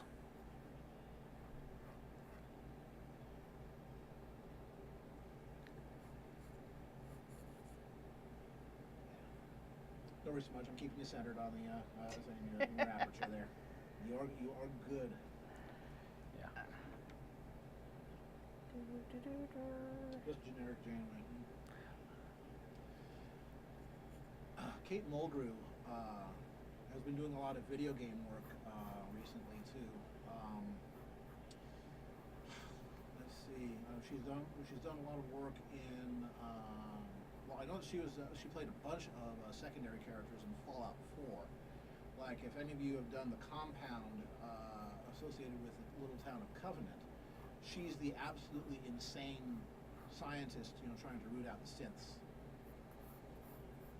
And of course, Claudia Christian, who played Susan Ivanova in Babylon 5, another kick-ass character, plays the head of the Railroad, Desdemona. The Railroad being an organization trying to free synths, which are basically replicants, Yep. From the Institute, which treats them as slaves. And of course, the replicants, the synths, are actually frequently the Institute will kidnap somebody from the surface and replace them with a synth made to look just like them, and then use the person they kidnap for psychological and physical experiments that kill them. Not very nice. No. So there's this paranoia about synths. Are you a synth? Because you can't tell. Again, they're basically, as replicants, they are grown from vats of cells, et cetera, so it's almost impossible to tell them apart, even with a medical exam. Especially with the technology you're going to have up on the surface. Right. The only way that you can tell is after you kill them, you look in their brain, and there'll be a tiny little piece of technology called the synth component. Aside from that, you can't tell. And so synth paranoia is everywhere, and the Covenant wants to find a way to eradicate and hunt down all the synths, and their experiments may catch some innocent people, but who cares? And of course, the Railroad is all about freeing them. It's named after the Underground Railroad from Harriet Tubman and the days just before the Civil War. Okay, we're getting some folks saying that they wish you had a mic, so I want to push the button here that says 5-6 to bring you in online. Is it not on? It's not. Let's do that. Okay, There. Okay, the yellow light should go off. Yeah. I'll let you go. Okay. It's off now. 5-6 is off, so you should be on actually. Okay. In that case, you may need to dial in a little bit more gain, which at the very top of the button stack on column 5-6. Column 5-6. Okay. Right there. White one. Give that about a quarter turn. Clockwise or counterclockwise? Increase it, so that would be clockwise. All right then. Hang on a moment here, folks. I get to play sound. More gain. How's that? Is that better? We will find out in about 30 seconds when it goes through. Right. We'll find out. That works better, folks. Right. I'm trying to use a shotgun mic here to cut down on the amount of sound from the air conditioner that is keeping us from barbecuing in our own juices. Right. And we're having chicken cacciatore tonight, not barbecued artist. So Rebel would like to know, Baron and Smudge, do you have different tastes in anime, or do your preferences tend to run alike? So compare and contrast what you guys like. They tend to run alike.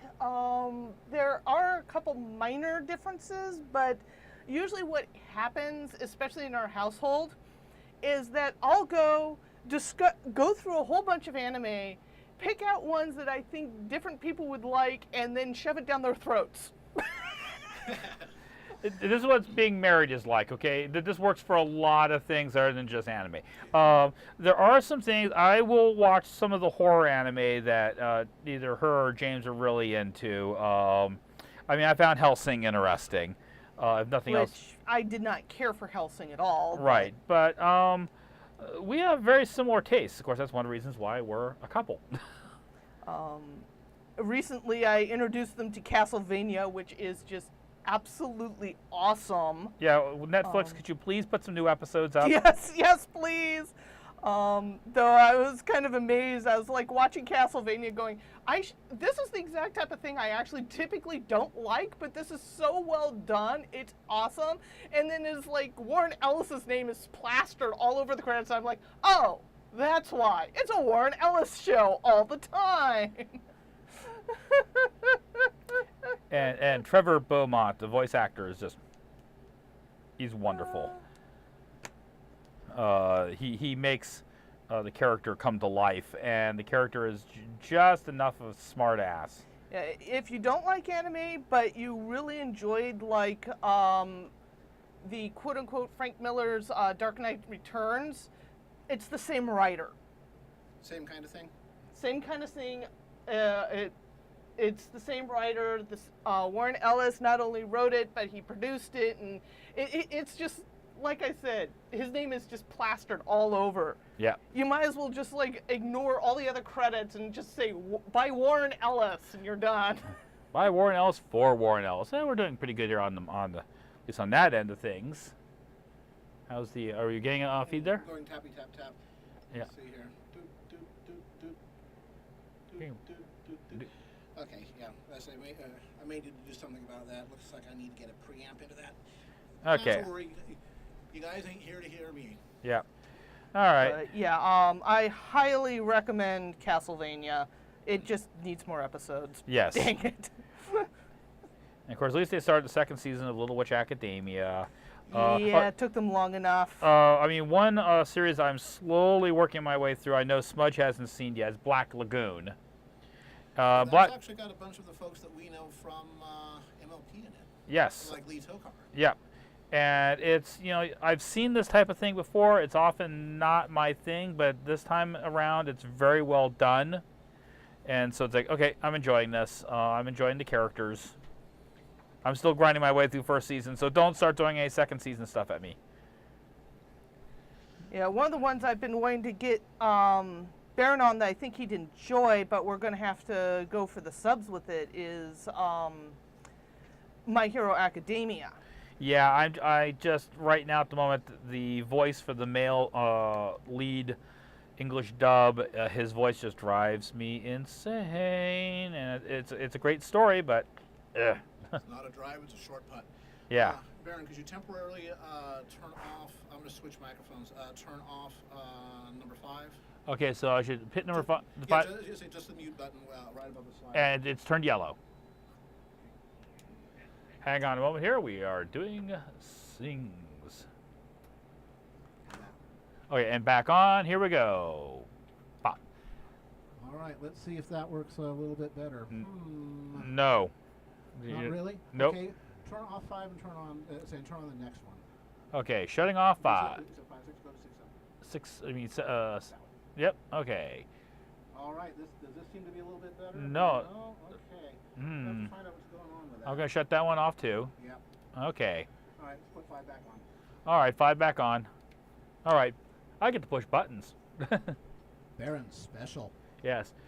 Karen, do those shotgun need phantom power? Yes, and phantom power is on. Yeah. Yep, phantom power is on. But we're still not getting what we want.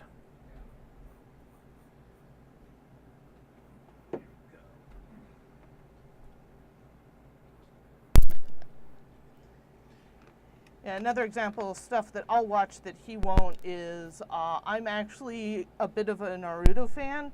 I do agree that there's several parts of it that are way too padded and annoying and take too long to get through.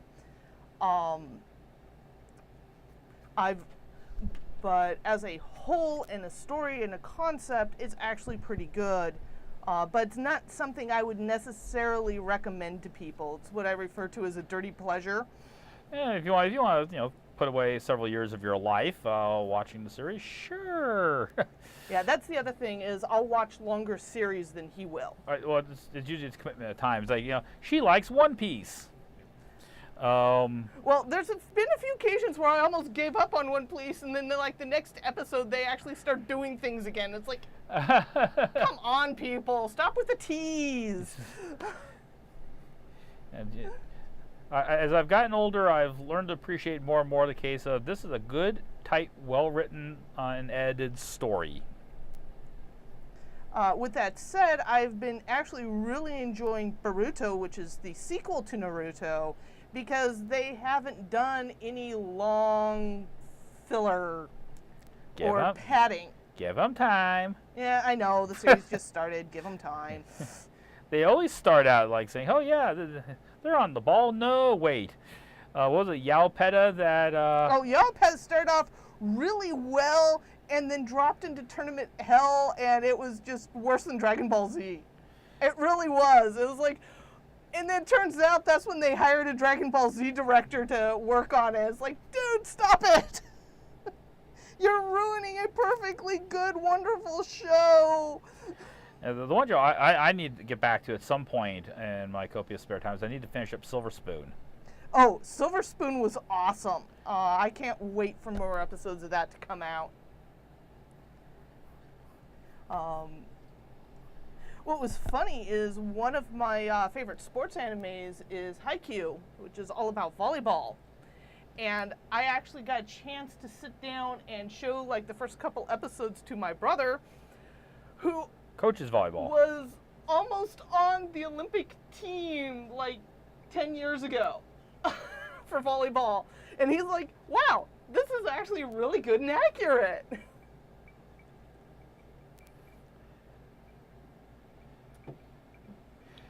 Dragonfire, while there was a Silver Spoon TV series, this is what we're referring to as the anime, which is a kind of very bizarre coming-of-age story set in Hokkaido at a school that specializes in teaching farming to the next generation.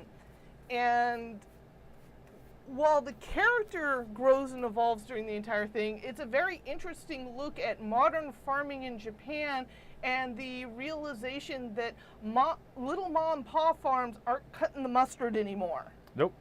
And how it's trying to evolve through these new students. Yep.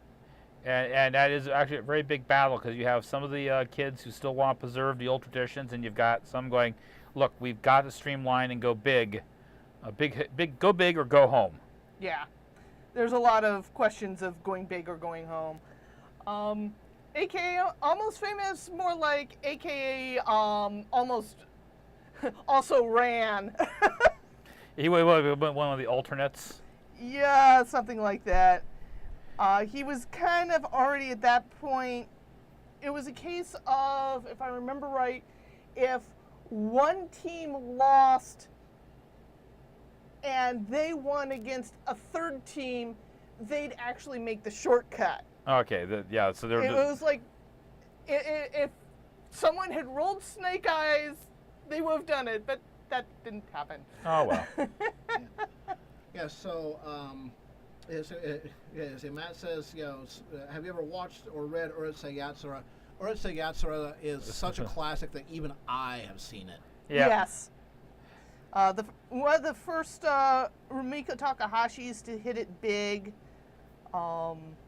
Unfortunately, as time has gone on, once you see one Rumiko Takahashi, you've kind of seen them all. Yep. To a certain extent. They have a lot of the repeat characters. I haven't actually been quite fond of her new series, Ren-A. But if you like her stuff, she's still pumping it out, and it's still as crazy as ever. Yep.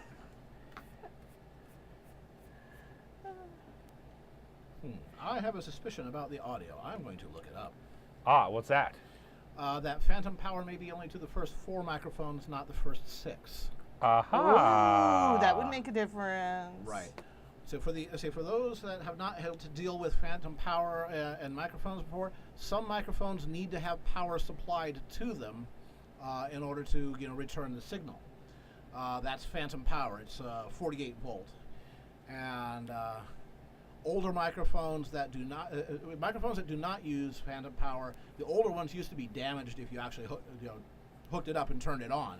Modern ones aren't a problem, but yeah, the little lavalier microphones that you guys are wearing and the 2 shotgun mics that we have here do use phantom power. I just need to make sure that they're getting it from the right source. See, and now, folks, once again, this is going to be one of these things where I'm going to point out, yeah, I know Caradman over here says he hits buttons and pulls on levers and hits on keyboards and makes things happen, but Smudge and I, we can keep working on drawing stuff while he sits over there and tries to figure out what the hey is going on and tries to bring this all together.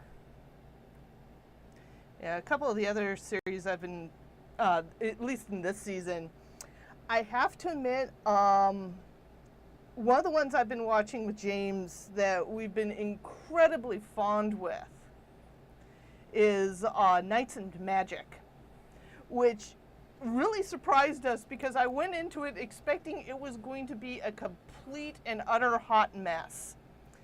The basic premise, stop this if this sounds like a horrible fanfic, because it originally was, is a high-end geek programmer from Japan ends up dying and is reborn in a magical realm that has giant robots so he can get his giant robot fix on.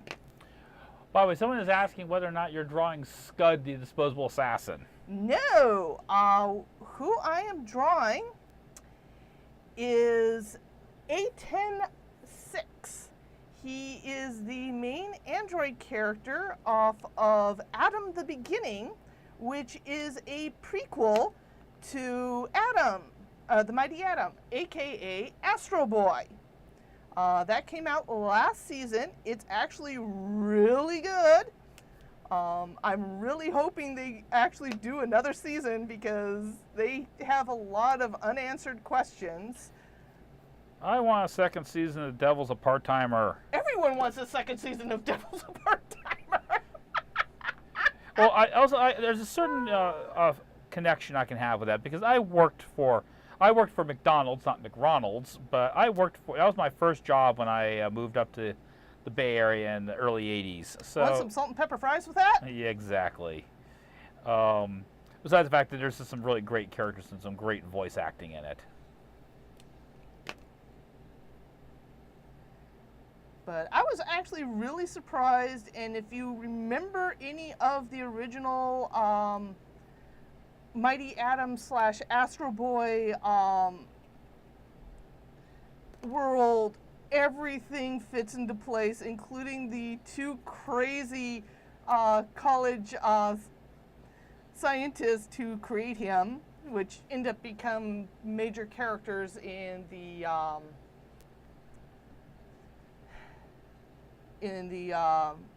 Tezukas. And yes, this particular show was done with Tezuka Estate's permission. So it actually is canon. Or at least as far as everyone else can tell. Yeah, I still remember when we watched Otomo's Tezuka's Metropolis. Oh, yes. And about the fact Tezuka's ghost will haunt me until I die. Yes, he's going to come back and kill me. And Otomo was so sure that his ghost was going to come back and kill him in his sleep. And he was dead serious. It was not a joke.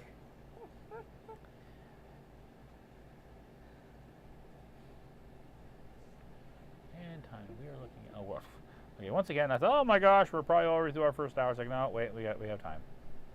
We're doing good. But Knights and Magic, it has actually ended up being a very snappy story dealing with a middle-aged society suddenly getting a lot of knowledge that they probably shouldn't, and using it. And of course, we're eagerly looking forward to the next season of Gate. Yep.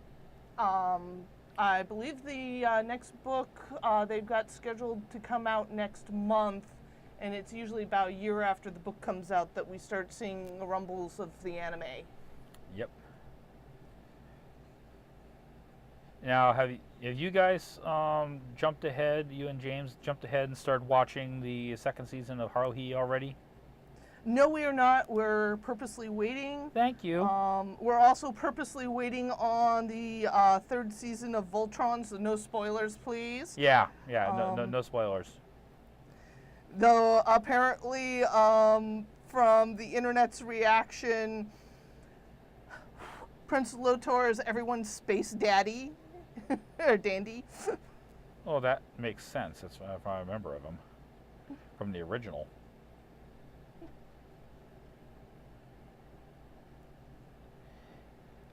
And I will say, unlike the reboot of Thundercats a few years ago, that was awful. they've done a much, much better job of Voltron. Well, it is a different team, and the team has a really good record, Well, aka Avatar and Legend of Korra. Yeah. The one thing that I liked about the new Thundercats is that Snarf didn't speak. Yes. On the other hand, they tried to make it, modern and edgy simply by making the characters bitch at each other all the time. Oh. Awful. Because that's what modern edgy people do. No. That's not good. No good. Why? I hated the new Thundercats. Snarf.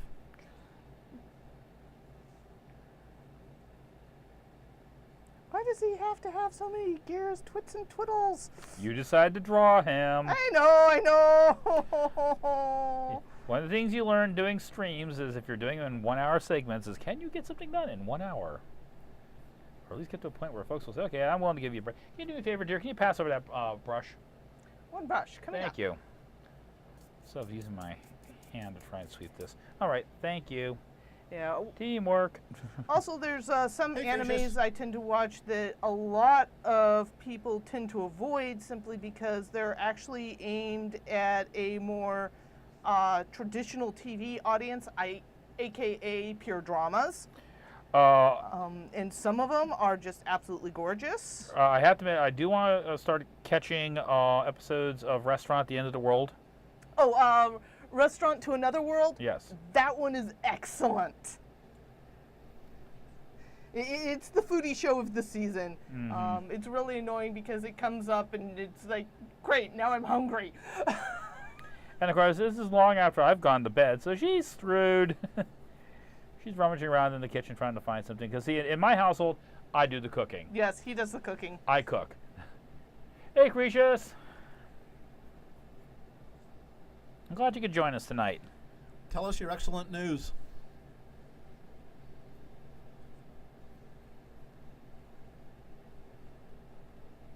Oh, the remake of He-Man is abysmal. Don't even bother. However, if you guys get a chance to see the remake of Yamato, Yamato 2199, Uh-huh. Yep. And 20 that was gorgeous. and 2200. I have heard rumors about a reboot of Brave Star. I would be nervous about that. It's probably going to be awful and generic, with say filled with moral lessons and blah blah blah blah blah. Unlike any other shows that are about moral lessons and stuff like that. No, How but much time do we have left? We have in this segment you have 10 minutes. Okay, so inking would probably not work. nope. In next segment. Or do something else. Basically, I use it. I'll probably finish this up and ink it up for the show this next weekend. There you go. But yeah, I'm actually kind of happy. It looks like A10-6, so yay! And remember, you too can have these drawings. All you have to do is go to smudgemarksandworks.com, and you too can have these on your wall. Well, we may actually not put these ones into the eShop until after the Crunchyroll Expo, so we have things to sell. We kind of think, oh, well, we sold everything before the con. Hi, because the convention's going to be our chance to meet potentially new buyers. I mean, we love you guys all and everything, but we always want to expand our customer base of new people who've never seen our work before.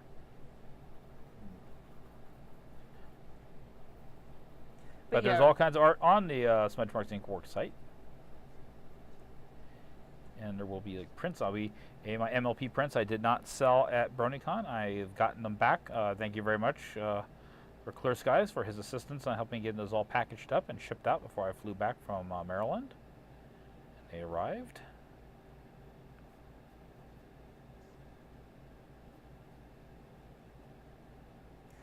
But yeah, for dramas, real good examples would be Monster, which I was actually kind of sad. They were talking for a while about doing Monster as a live-action TV series for the American market. It was actually going to be an HBO series with Del Toro at the helm. Oh, that would have been grim. Del Toro would be the perfect person for Monster. Yeah, that would have been grim. If anyone doesn't know Monster, I believe it was published in the States by Viz. It is a psychological thriller about a doctor on the run trying to catch a mass murderer who framed the doctor. But also, wasn't it the case of he saved the guy's life? Don't. Yeah. That's a spoiler. And it deals a lot with running around East Germany just after the Cold War ended and the wall fell. So you're still dealing with the remnants of the Cold War politics. And it was a really good show, and Del Toro would have handled it beautifully, and it just kind of disappeared on the vine. Well, not like we don't know any projects like that that went. One of the ones recently I've been watching. Let's see if I can actually. I'm actually going to look its full name up. No, that's actually the reason why, Kaylin, I was bringing up that little thing, because that little detail does change the fact that it's not The Fugitive. Monster is not it has elements of The Fugitive, but it is its own thing, and that's why it's an important little fact of. I don't consider it a spoiler. Yeah, early in the show, he ends up saving this kid's life, who ends up being the mass murderer, who then frames the doctor for it. Yeah. And that's part of his, also he feels moral obligation to try and find this fellow. Alrighty. Let's get these boots. Come on. It's being weird. But the show I was going to talk to you about, its shortened name is Rakugo, which is a specific style of comedy theater in Japan. Yeah, the full thing is Showa Ginraku Rakugo Shinju. I just call it Rakugo because it's easier to remember. And the interesting thing about it is that there's technically, story-wise, there's absolutely no reason for it to be animated, but it is so well done visually that I don't see it being done any better as live action. Mm-hmm. The main plot of it is actually following a single Rakugo performer from when he enters his apprenticeship until he becomes a grand master.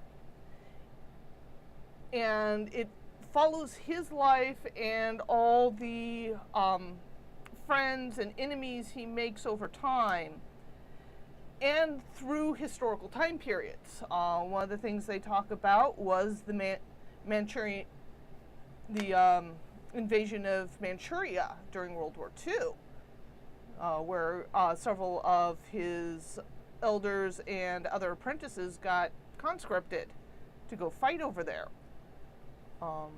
And it goes all the way up into the modern age, and it's just really beautiful done.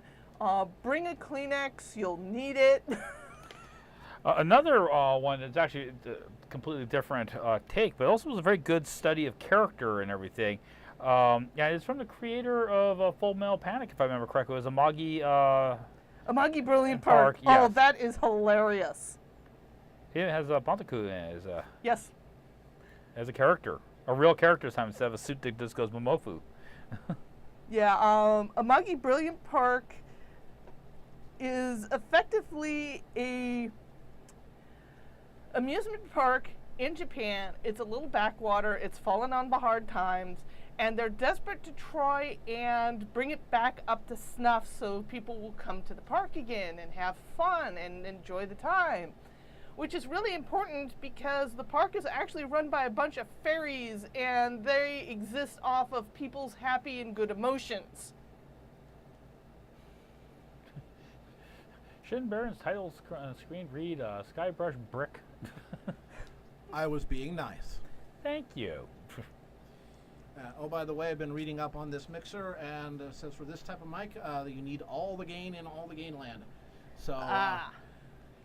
Baron, if you want to reach over on number 5, the white knob at the very top, Crank it over. keep cranking and cranking. I'm cranking, still cranking. Crank it further, crankety, crankety, crank, crank. Now it's flashy. Okay. Flashy. Okay, back it off until while I'm going blah blah, it isn't flashing, but just barely below that point. Because blah Right, blah. so go again. Okay, there we go. We actually had a question earlier for. I'm gonna back you down just a little because you're going a little bit high on the yellows. There. Okay, there we go. Okay, so we had a question actually earlier that I missed for Smudge. Do you play any single-player role-playing games, things like Fallout 4 and Skyrim and stuff like that, or is it pretty much all MMOs? And hello, Kajimi. At the moment, it is mostly MMOs, mostly because when I'm playing in a role-playing game, I like to play with my buddy James, and almost all the RPGs that are not MMOs are almost entirely single player. And it's like, but I want to play with my friend! That and a lot of RPGs that are popular here in the States tend to be open world things. I actually don't like open world. I want plot. I want story. I want what I do matters to the story and the narration that the game is trying to say. Yeah. And Fallout, none of the Fallout series has ever done it to me. I've tried. Right. Well, it's a very different kind of game. Even within the open, let's say the open gaming genre, open world genre, Bethesda games do tend to be their own thing. Yeah, I've never been fond of most Bethesda games. Well, if you don't have much tolerance for bugs either, well, forget Bethesda. Yeah. I thought the whole opening of Two Sisters play. We expect no bugs. No bugs. No bugs at all. No bugs at all. It's like, I expect stability. Yeah. I expect no blue screens. Yes. It's like, yeah. You guys have played a few Bethesda games. Yeah, not gonna happen. So, Sneak peek from Cretius. Woohoo! What What do we got? What do we got? What do we got? we got? Show me. Come on. No, we don't want it. Okay, fine. yeah, I better not mess with this anymore until I get some inking stuff, and I'll probably do that at Right. home. Well, it's 7:27 anyway, so we are coming up on our break. So why don't we switch the cameras forward here, back to normal view. Wheat. Okay. All right. Yeah, this is great. You almost can't see this thing in the view. Well, All right, I'll just swing it up here a second here. Give me a second here. Do. Yeah, it's And- the urban beautification camera. Yeah, but I'm There very we are. much a story type person, Yeah. and that affects in my anime as well, and my anime watching as well. You would probably like the Final Fantasy like 14 style MMO then. Yeah. Final Fantasy 14 was actually a pretty awesome MMO. Uh-huh. It just had a couple of really big issues that kind of drove me nuts. The biggest one was the fact that in order to progress with the story, you had to queue for the dungeons. Mm-hmm. And you couldn't get into the dungeons unless you queued for a full party. Yeah. So basically, it was technical issues rather than story issues. Yeah. Story issues, it's awesome. Visually, it's stunning. It plays beautifully. It downgrades excellently if you have a lesser processor, which is usually what Rendis is running on. Right.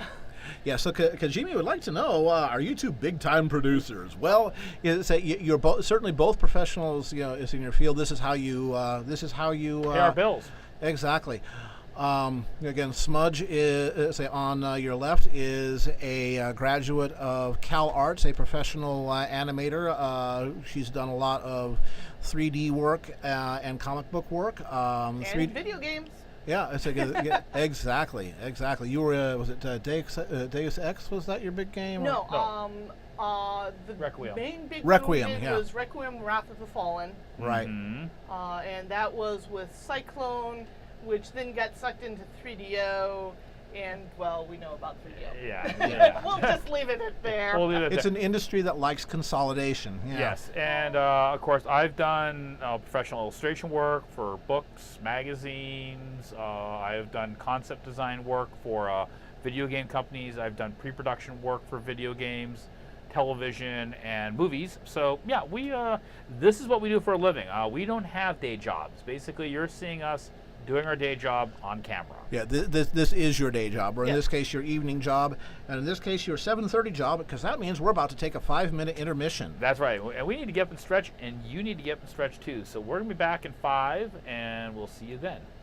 Alrighty, back in 5. Sliders up.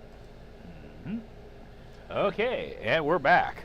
Indeed we are. I'm going to back that down just a tiny scotch. There we go. That looks better. Okay, there we go. Yep, we are back.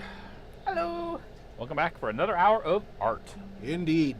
So what you guys gonna do? Well, I'm going to do an anime from last season that I was very, very fond It was a of. couple seasons ago now. Dear. Actually, 2 years ago? About 2 years now. Yes, but it's still very, very popular out there, and you can definitely find it around, called Girls on the Panzer. And what are you going to be doing? I don't know. Maybe Deku Okay. from My Hero Academia. Yeah, it works. That Because I definitely- like Deku. Yep. For it. And I seem to remember we have some more imagery of stuff that you've been working on besides. Indeed. Yeah. So let's get back to drawing there, and I'll start like covering up your face. The And camera bring the goes. camera down. Oh, motion sick, blah. There we are. Alrighty. Bam. So let's see. So let's pull up another picture or two. How Yep. about? How about if I have my iPad? Ooh, this was an interesting one. Yes. What's going on? Let's load that up. Give it a sec here. There. Okay. And tell us about this. This is Night Thieves. That is one of the illustrations I'm doing for Lemuria's Hive. Mm-hmm. And you know, It's actually in the first chapter. Actually, prologue. Definitely prologue. but yeah, it's Yeah, so it's about these bug dudes. Yes. The basic idea behind Lemuria's Hive is, what if I did a monster story, but the monsters were actually the sympathetic characters. And that was part of the setup to the whole situation, where we have the monsters coming in and actually kidnapping children from a Roman city. Or well, now a Roman-esque city. yes, the world has a very, very strong Roman feel to it, but it is not actually Rome. But she's done some really cool character designs for some of the characters in it. Oh yeah, I'm having a ball and a half with it. I wish I could turn it out more, but someone has to make sure the accounting gets done too. Yeah, but this is true. But this this next picture I think here that Carolyn's about ready to bring up. These are some of the characters, and this is the thing she's working on Patreon. This is her big. And that's the size chart of all the worms, isn't it? And some of the characters. That's pretty much a hive makeup and a couple of the characters from the prologue. Mm-hmm. The prologue effectively deals with a company who's part of the Night Watch of the city going out and trying to get the children back. And the rest of the story happens to deal with the children. Mm-hmm. As they grow into adults and turn into monsters. Yes. Hooray! as opposed to being children and starting out as monsters. Yeah. I was sure of monsters. I still am a monster. That's the Hive Queen with the consort, soldier, worker, and drone. Mm-hmm. And then you can see one of the characters kind of sitting off in the corner. That's Lucius, Yep. And who speaking kind of, of has been tasked with taking care of all the children. and speaking of the Hive Queen, I have a drawing here that's called say the lair. Was it the lair of the Hive Queen? I think it was, or something like that. Yeah. Yeah. This is a rough drawing, but yeah, that's like every D&D adventure gone wrong. Yep. That's it. The first prologue chapter deals with 3 soldiers that they focus on, which is Lucius, who ends up with taking the children back to Regalius. Yep. You have Anui, who's actually a local tribesman that has joined the Legion. And then you have the Legion Centurion, Pontus. Yep. And they're fighting their way through the hive to try and rescue the children. Yep. Just they don't have any M41A pulse rifles to do it. No. And they don't really have much magic. There is magic in the world. It's mostly wrapped up into things like fortune telling and future sight. So Kaelin says, I didn't see Chrysalis anywhere in there. How would you know? Yes. Maybe you do. Maybe you do. Yeah. Right. Hey, see you later, Cretius. Thanks for dropping by tonight.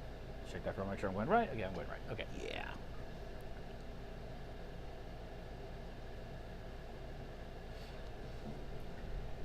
So I've right now published up to the middle of chapter 2. I kind of do it in small segments once a week, and I do warn people, it is a first draft. Things will change. Hopefully a lot of my spelling will change. I do have other people look at it before I post it, so you're saved from the worst of it. But if you happen to spot anything, please pick it up, discuss. If you see any plot holes, I am all ears. It is a current living, working document. Nothing is set in stone. Nothing is sacred.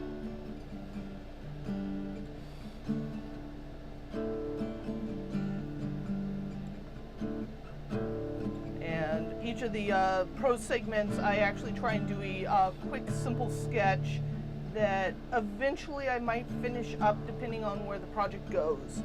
But at least there's some sort of visual that comes with each installment. Well, thank you, Nazumi.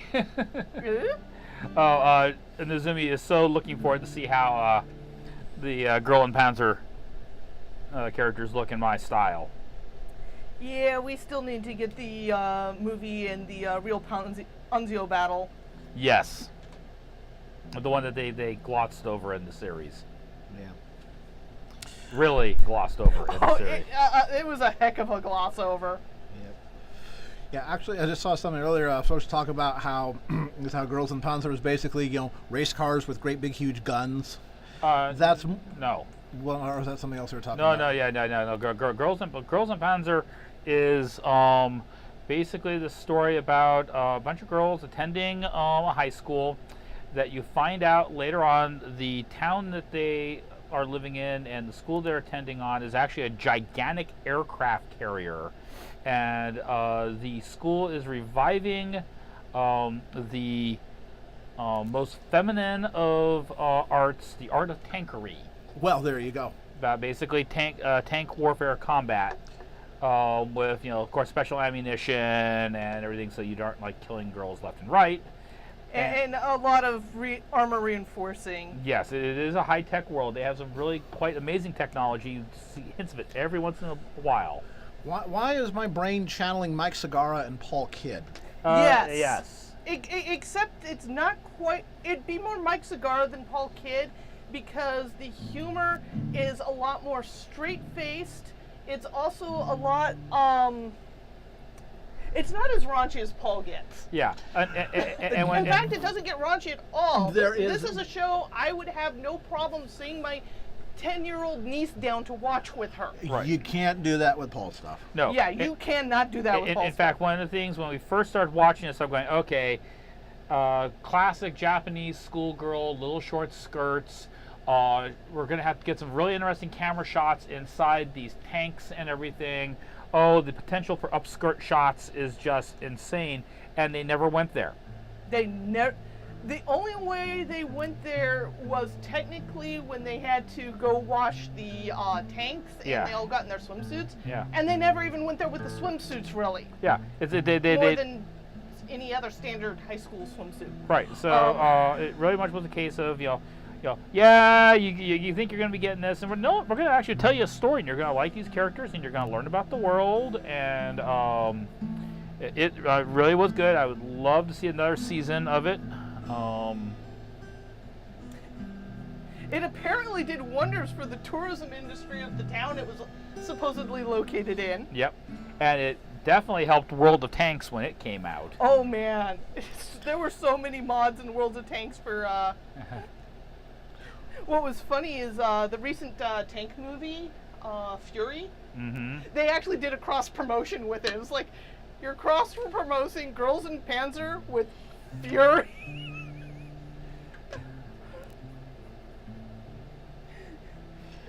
And of course, And apparently it did really well.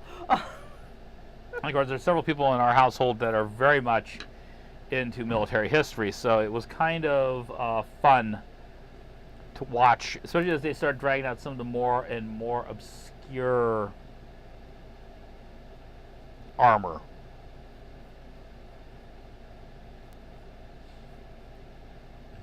It really is kind of interesting to see just how contrasting you two, the way you draw is, and how and the various styles. Baron is all his stuff is really tight and precise, and and Smudge it goes. It goes from loose and drills down, so you're coming at it from opposite directions. Mm-hmm. You can tell Smudge was trained to be an animator. Yeah. Get the basic form on paper right now. It's not just getting the basic form on paper; it's getting the motion on paper. Right. Yeah. It's all about the action line. And for me, if I don't keep my drawings fairly tight, I get lost in them, and I don't know where the heck I'm supposed to be going. So I learned fairly early on. I'll get my line of motion in through my skeleton, and then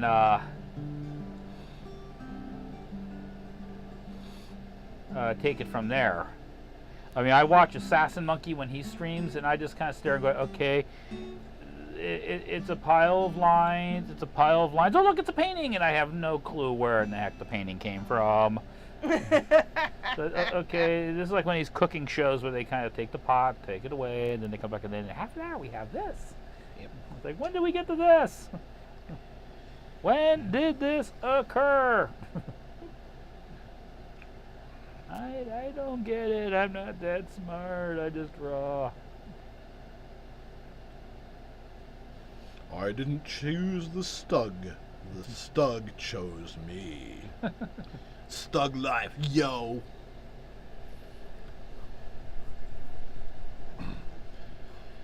Darnest collection of accurate armored fighting vehicles imaginable. Yes. And Nizumi is channeling her inner Saint Gloriana rarity. Yeah. Of which, It's a rarity Panzer in a Saint Gloriana uniform. that would Yeah. work. Yeah. I could see that. I have to admit, it's only been a one-shot dream. It hasn't come back to it, but after we started watching Girls in Panzer, I did have this dream one night where it was Tina and Jackie, and they were in charge of an all-girls school that was based inside of a mouse tank, or a moss tank.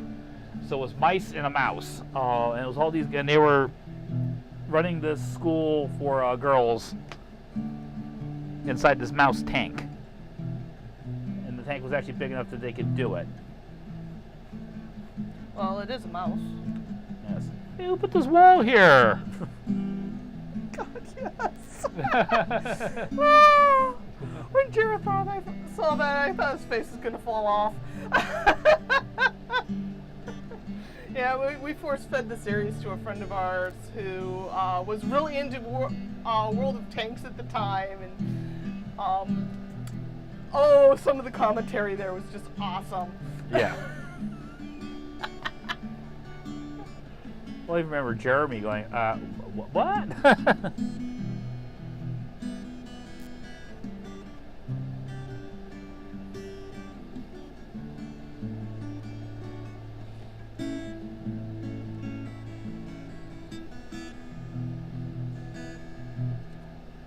You guys should start rapping.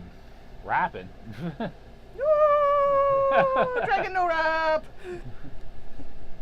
Dragon no one rap. We are drawing the girls in Panzer because we're both great big fans. Okay, I'll fine. Done. You can Shot stop to that the- now. Yeah, okay.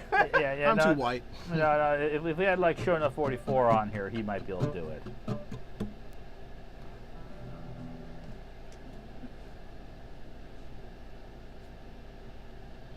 Much about some eyeballs in her. Eyeballs are good. She's, well, I've been drawing these like guys, got that all worked out, got that all worked out. You know, she'd probably like to have some eyeballs.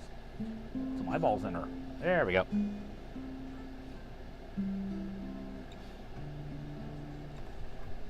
Denied. Are you playing Stairway? Denied. Thank you. Hey, can't you read the sign?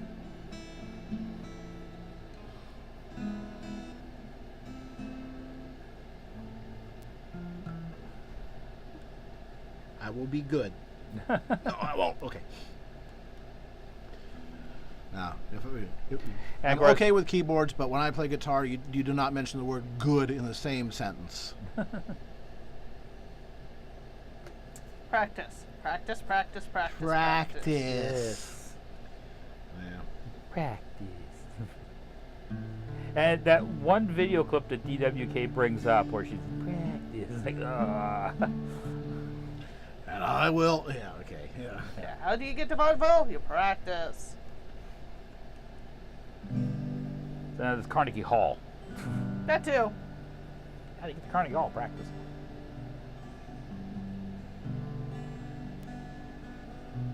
Dang it, why can't I find good reference of them in their final costumes? Not the weak ass costumes they have here. You know, you could use the main monitor if you wanted. It might be easier to find. Yeah. You're more than welcome to do searches on Yeah. Chrome. Go for it. It's okay, dear. No one will cite you.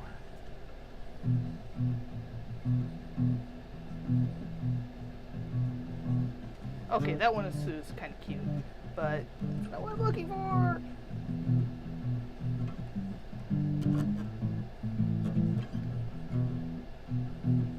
Oh, I'll give up and just do their track uniforms. Yeah, I meant to do that. Yeah. They do have track uniforms. Yes, they do have track uniforms. Yeah, see, you could have spared yourself all of this trouble and just done some free. And then all you would have had to draw is just Speedos. Oh, you had to remind me of free. I love free. Dang, I want to see the movie. All the pretty boys, all the time. With the penguin butt Yes, the penguin butt. speedos. That was a one-time thing, but it was hilarious. If I talk about something that spawned a whole lot of copycat animes. Yeah, I know a lot of people really liked Yuri on Ice, and it was really well done. It was not a bad show, but I liked Free better. Even though I do have to admit, the one line from Yuri on Ice was, you've held me, you've delayed me more than Aeroflot. Oh yes, you've stood me up more than Aeroflot. It's like, ow! And this was coming from a Russian. Who was also named Yuri, if I remember correctly. Yes, it was Yuri, and Yuri. Different last names, but So it was very, very Yuri. oh, it was very Yuri. Yep. Actually, it was very yaoi in some ways. It was yaoi. They ended up hooking up in the end. Yep. But I guess that actually doesn't count as yaoi. It counts as boys' love. Now the reason it's mirrored is for visual consistency between the main view and the overhead view. Oh, well, someone asked. Well, you're mirrored. Ah, yes, we're mirrored. No, as in it looks like you're drawing with your left hand. Ah, That's sort of an artifact of the camera. I can flip it, but then I'd have to do some fancy trim work real quick. yeah, no, I am not ambidextrous. Yeah, art ambidextrous. Ambidextrous. Well, okay, fine. He's multi-dimensional. Yeah, the new Pretty Boy one of the season is actually Enter the Ballroom, which I've not seen. It's over on Anime Strike, which is like, oh god, I have to deal with Anime Strike. And there's also a wonderful interface. There you go. And the fact that they're the most expensive service out there once you add everything together. It's like, guys, you need to rethink this. Especially when VRV is now out, which is a combination. It's one of the things that Crunchyroll is actually promoting at the con. Is VRV is a collection of different channels. You can get for one price of about $10 a month. You can get Crunchyroll, Funimation, Cartoon Brew, and all their shows, Mondo Animation, all their shows, and, a bunch of science and geeky stuff with Adam Savage. I think they just put up Shudder, which is the horror channel, and you can get all in one place. It's actually kind of neat. I want to know what costume Adam's going to wear to. He's actually hosting a cosplay panel. Yes. Which we probably won't get a chance to see because we're going to be at our table. Yeah. That was the one thing at BaronEngel was I was so busy that I just couldn't get the time. I mean, it was good. You helped seriously pay the rent and then some. Yeah, but it was like I wanted to talk to Earth Song, and she was right, like literally, like it's almost like I could see her, I could like wave at her. But both of us were just so busy. Also, Earth Planet Creations, he had a very good convention from what I could tell. Sales were very strong for him too, which is good. Yeah, it's also a really nice crew that works Earth Pony Creations too. So yeah, they deserve it. Yeah. All right, we got one of her. Let's move on to another character. We'll twiddle around with that a bit more. So we're gonna do. Who are we gonna do? Oh, let's do her. She's kind of neat. At least do a head study of her. Bum-bum-ba-doo.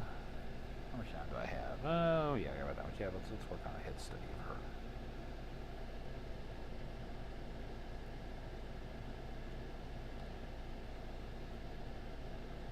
I Actually, for that, I want some different reference. So, don't.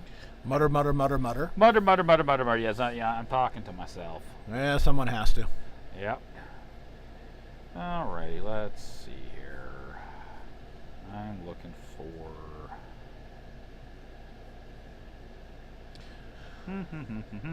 So while you're doing that referencing thing, I'm going to pull up another one of Smudge's drawings because I'm that kind of guy. And then after that, we should probably do our hourly duty. Well, yeah, this is true. This is true. Did we forget our hourly duty last hour? No, we did we did our duty. Yeah, we did duty.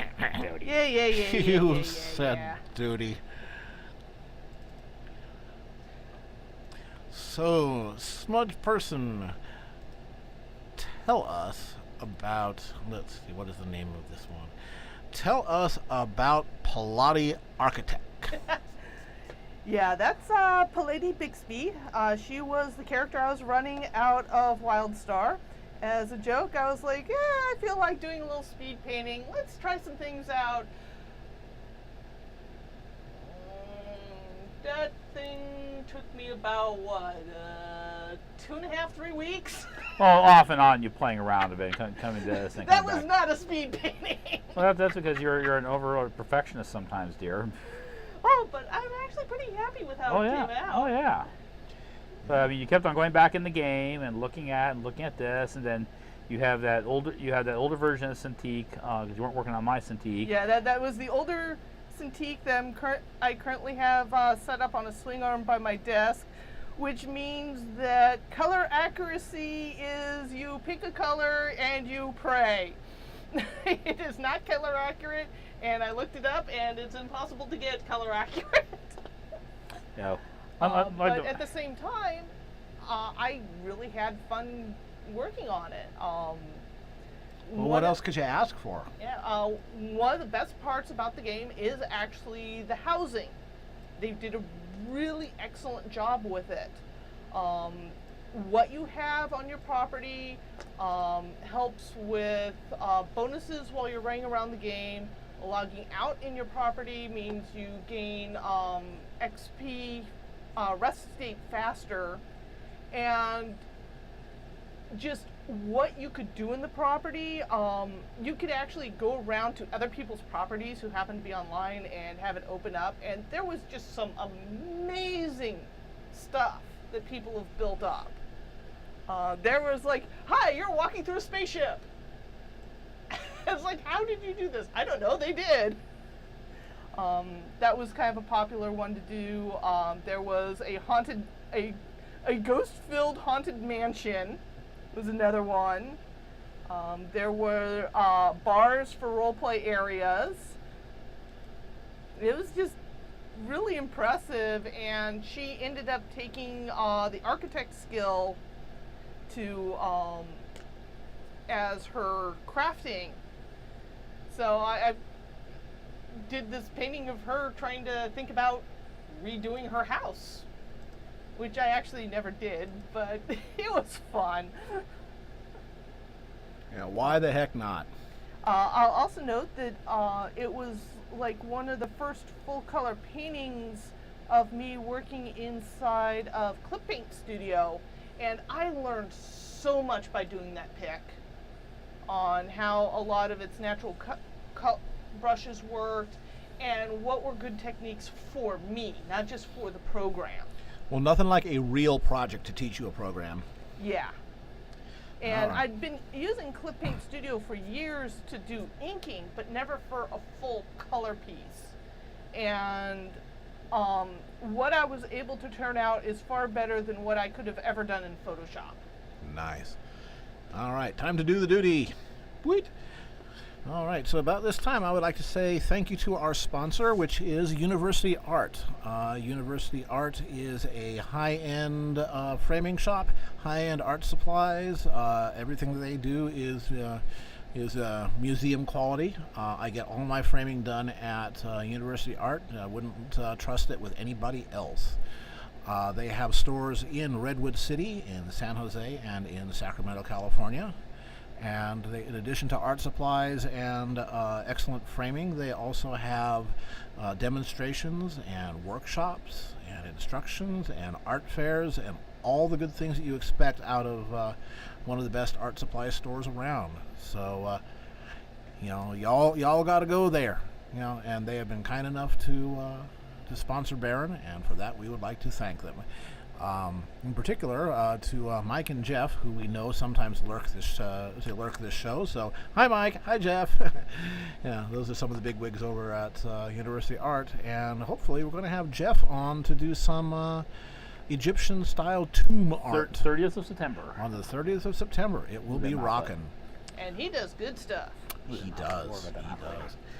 All right, so thank you much to University Art, and thank you for keeping Baron well supplied with art supplies so that he can bring us all kinds of strange and wonderful... And putting up for me for 20 years. Yeah, exactly. Yeah, Baron worked there for 20 years, and having to deal with those people, and by that I mean some of the unusual art store customers, like, wow. And like I said, they put up with me, too. Yeah, exactly. It works both ways, doesn't Yep. it? All right. Both good. Awesome.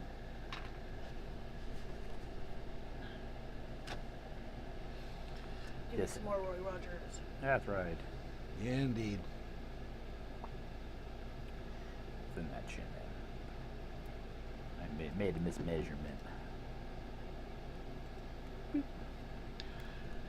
Fix that.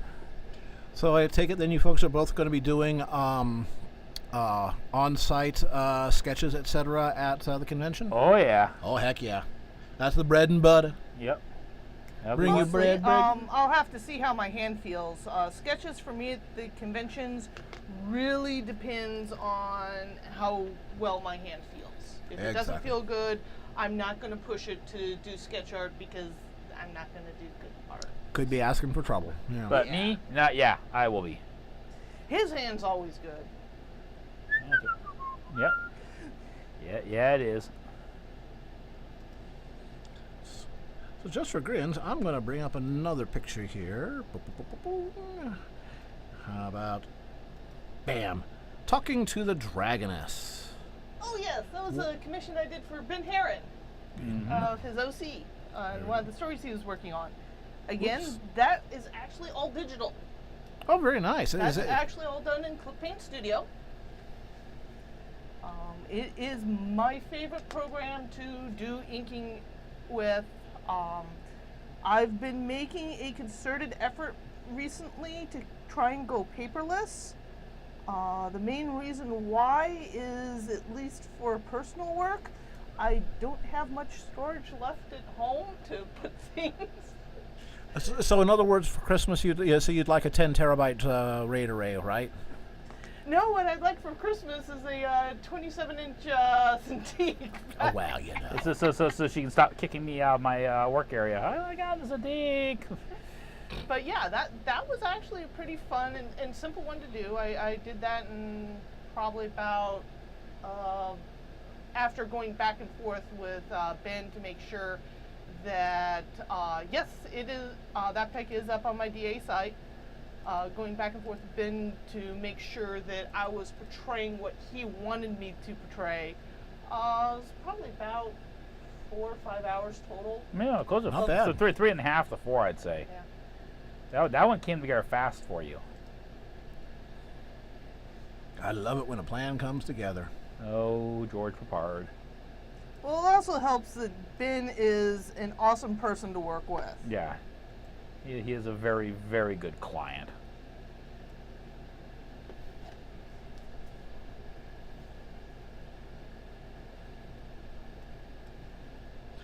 Let's see. This gal has really insane hair. But it looks normal, but then you start breaking down the layers of where all the different parts of it are going. It's like, oh. Oh yeah, she was kind of a crazy person. She was the tank geek. Yes. The Panzer file. The fact that she was willing to sneak in undercover to another school to Yes. get their tank loadout and their strategy was hilarious. Yeah, she snuck on the Saunders ship. Mm-hmm.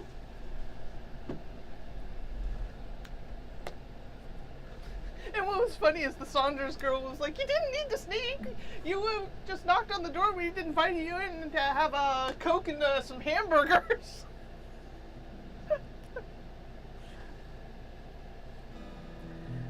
One of the things that show really helped with is that everyone was good sports. Well, except for not Pravda, that was the Soviets. I'm trying to remember. The German school. Oh, yeah. Yeah. They were kind of. Well, they had a bone to pick with the main character. Yeah, they did.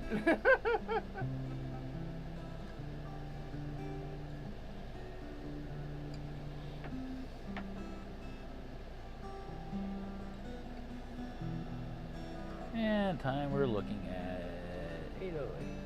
So we got some time still here.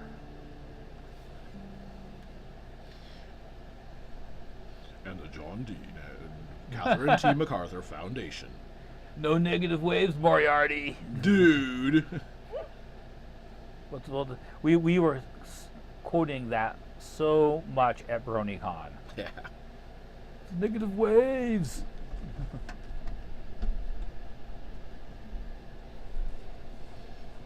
Henson and Engel, Artists at Law, this fall on Spike TV.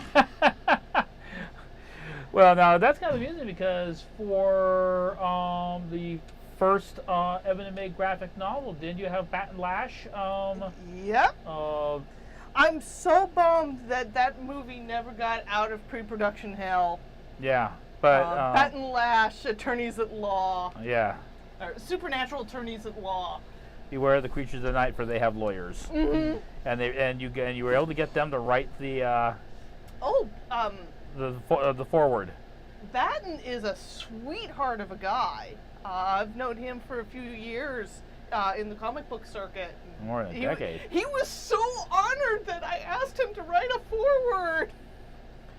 I'm not having to write a legal, because he actually is a lawyer, or what was a lawyer once. It's like, I'm not writing a legal brief. Yay! Pretty much. You ever have a little brushy thing? I need the brushy thing. Here, have a brushy thing. Brushy thing. Brushy, brushy, brushy, brushy. Because I know you're going to pass it back. Yep, brushy thing. See, this is what married is like.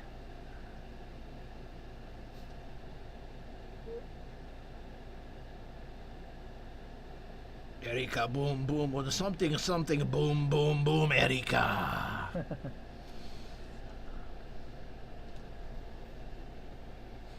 Mr. Garibaldi. Yes.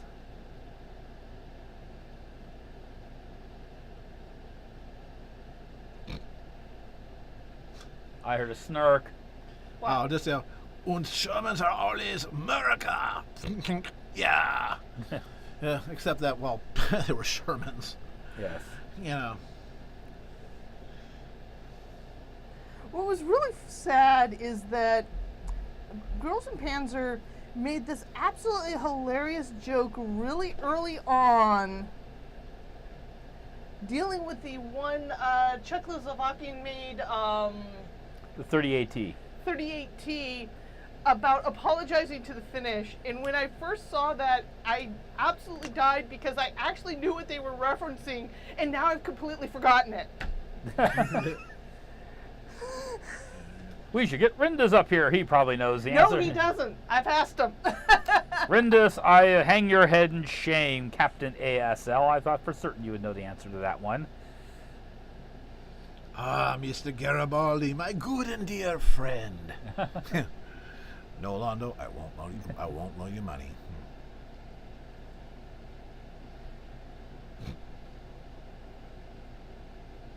Absolutely. Let's say a little thing. I think we discussed this on an earlier show about Londo and Shakar. When Andrea Hercules, the actor who played Shakar, it took about 3 hours to get him into makeup.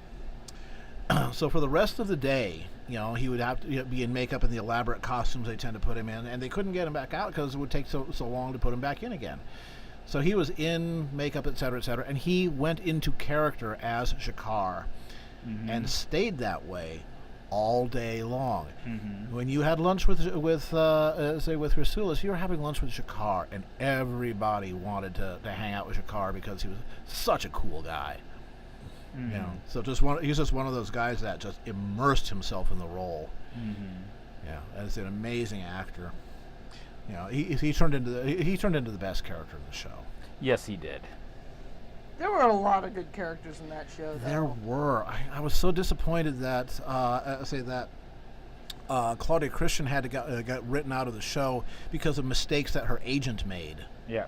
I wouldn't say they were mistakes on his part, Well, no, but well, according to JMS, the problem was, everybody had to be signed by a certain date, and to the same conditions, where you have to be on set, et cetera, and you have to be signed by a certain date. Mm-hmm. Claudia Christian wanted to go off and do a different project, for a while, but it's like, no, we can't do that. You sign to the same standards that everybody else does. Nobody gets played favorites, not even Bruce Boxleitner, who was a big name at the time. And the agent was like, no. Again, these deadlines and these conditions, they're always negotiable. And the deadline came, and JMS said, fine, I'm pulling the trigger. Sorry, Claudia, you're out. We're exercising this thing in your contract that says that we can do this. And the agent's like, what, wait a minute. And he's like, nope. And JMS did not budge.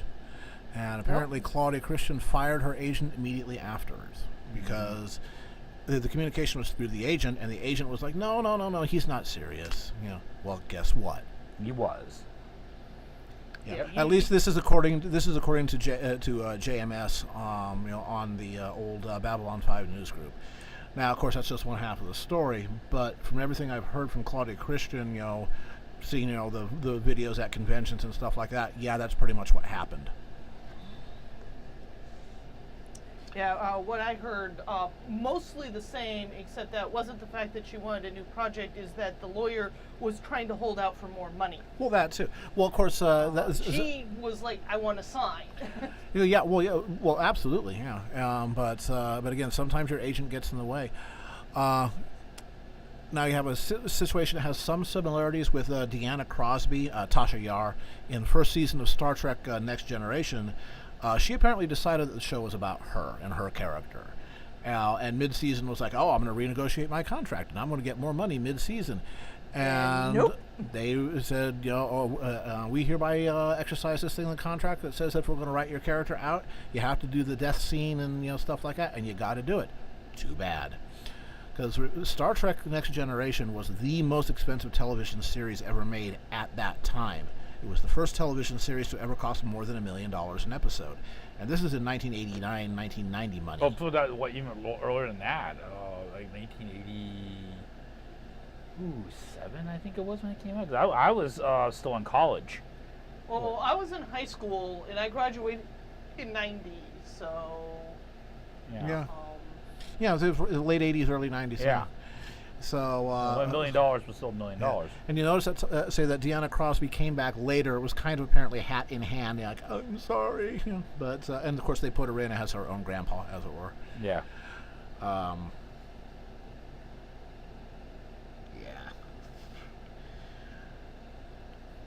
Now, but again, just that was Babylon 5. The Shakar, let's say Londo.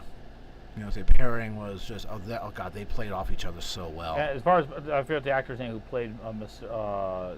Londo. Peter Shakuzak, yeah. Yeah, all he just says Mr. Garibaldi, and he was in. He was in character. Exactly. You just had to remember that Londo was a tightly wound ball of frustration. Mm-hmm. Who never quite could get anything right. Yeah. Oh, Mr. Morden, I have not even started with you yet. Oh, yes. Mm-hmm. Yeah, there was actually another actor, Wayne Alexander, played about 1 billion different roles on that. He played Lorien, he played Sebastian, Jack the Ripper, because no science fiction series can avoid bringing Jack the Ripper into it. I think it's a rule. And he played played the original Soul Hunter. Mimbari, look into their eyes, see nothing but mirrors. That guy. Yeah, and a bunch of other little tiny bit parts. And Yes, but for Smudge is my wife. She's been stuck with me since before 1997, but we've been living since 1997. Oh, hi, Baron Wife. Now that's this is Christina Smudge Hansen, who is, as you can tell, quite the artist herself. She is a graduate of Cal Arts, went to school in the same time and same classmate as this Lauren lady you may have heard about. She's like a year or two before you, wasn't she? Yeah. Yeah, but again, apparently, But us girls kind of watched out for each other. right. Apparently, most of the actual character animation department was male, while much of the writing department was female. But once in a while, you got somebody like Lauren Faust or Smudge Smudge Hansen here, who said, "Yeah, we're having none of that." Yeah. Yeah, and And Cindy Mars remembered you too. oh, absolutely, yes. And And I get in touch with some of my CalArt buddies Mm-hmm. you gotta on stick both together. sides of the gender line. Oh, well, of course.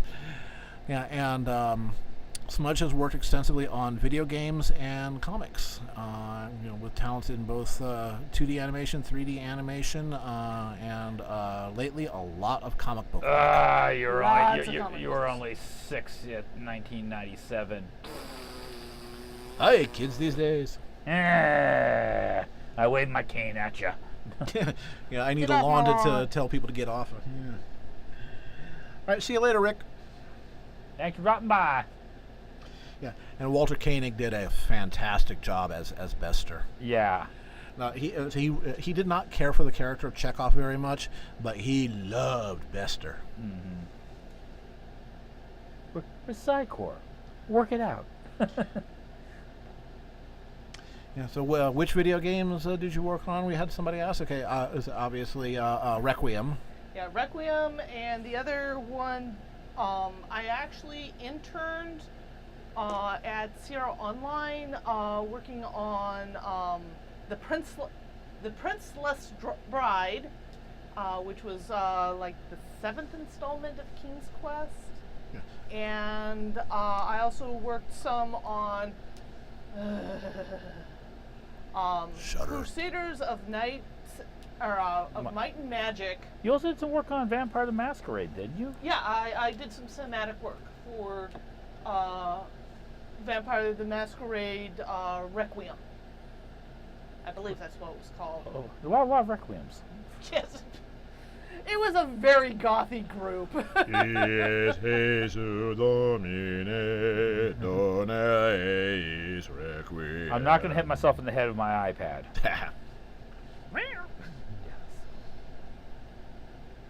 That's right, they had the cat. Swinging the cat by the tail. Cato, that makes you as old as me. Well, yeah. But no one's as old as you are. Oh, Hutch. Cat's paw's older than dirt. That's right. That's true. That's what we can always. Are Tell we us what. taking Catspaw's name in vain again? Tell us what it was like before fire. And so, Oh, he's gonna hit you. Yeah, he probably will. But I'm his ride home tonight, so yeah. So apparently, Larsus says that you didn't recognize Larsus at at BaronEngel until he said that because this is Baron and not the Stig. Yes, it was. I did not. I did. It just did nail me, and my brain was going a zillion miles an hour, doing other things. And then as soon as he did that, oh, I know who this is. And I'm sorry, I never got a chance to try those headphones that you were really wanted me to get a listen to. It just you were busy with the charity auction, and I was busy with everything. Is he trying to make you a Sennheiser believer? I don't. What are the Sennheisers? I can't remember. Were they? Larsus, were you trying to show off some Sennheisers to me? I'm certainly a Sennheiser believer.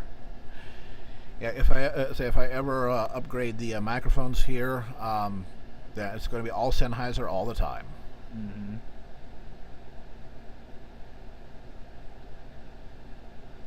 I was born before the original series, but by the time I remember any of it, it was long since it been reruns because, well.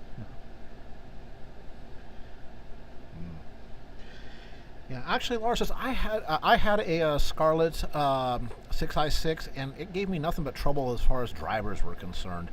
You know, I'd bring up the Focusrite application, and then it wouldn't see it, and I'd have to unplug it and replug it again. And I just had to do that so much, I ended up sending it to somebody else that had better luck with it than me. But that's why I got the Behringer Xenix. You know, and frankly, I've been happier with it. So, what the heck? Remember when rainbows were in black and white? Yeah. Hey, World War II was fought in black and white. Yeah. I remember the NBC Peacock on our black and white. It's kind of like, what's the point of that? Yeah. Yeah, well, of course, I remember this time of the year when I was a kid, one of the rituals you could tell that fall was coming, besides the fact that your mom started shopping for back-to-school clothes and you felt sad, was that all the men would go and start pulling the tubes out of their TVs and take them over to the local drugstore and put them in the tube tester and start testing the tubes to see whether or not all the tubes were working okay. Because last thing you wanted to have was the opening day of NFL and have your tubes blow in your TV set. And throughout the neighborhood on the weekends, you could hear the sound of husbands yelling as they stood on the roof and turned the TV aerials back and forth, going, "Better? Is that better?" And then you could hear the wives inside going, "It's better. No, it's worse now." Yep. Grab the antenna and don't let go. Yes. I remember my dad was doing that when our house had a mulberry tree, and the little mulberry seeds are amazingly good natural replacements for ball bearings. And especially when you step on them. Yep, and he stepped on a whole bunch of them and fell on his back, slid down the roof of our house, flew off of the roof and landed flat on his back in the front yard. Ooh. And I came running out because I was doing chores in the back, and he was just laying there, and I kind of ran up to my dad and said, "Are you okay?" And he was just kind of held his hand like, "Give me a moment." And then he got up, and then he just went inside. And that was it. No other comment about it for the rest of the day or anything. It's like, "Oh my God, I think I broke my back." It's like, no, my dad was like, Just so you guys know, by the way, 5 minutes until the next break. Yep. Almost done here. Yeah.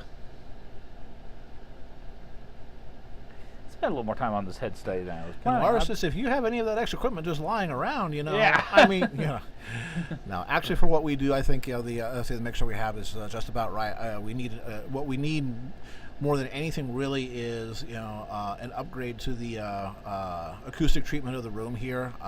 Again, some of the rock wool based absorption panels, and maybe the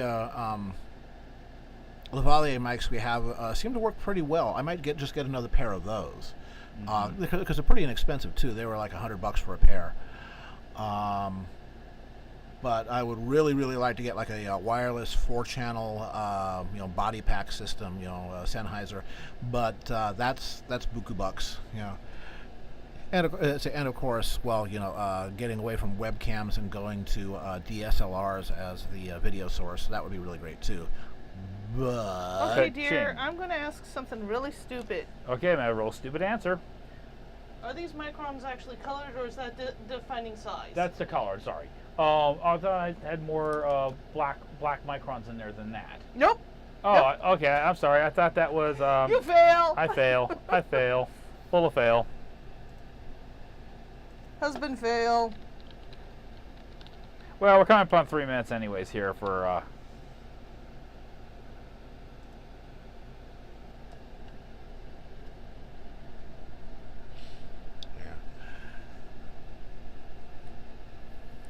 Alrighty, let's put a little stripy thing here in this collar.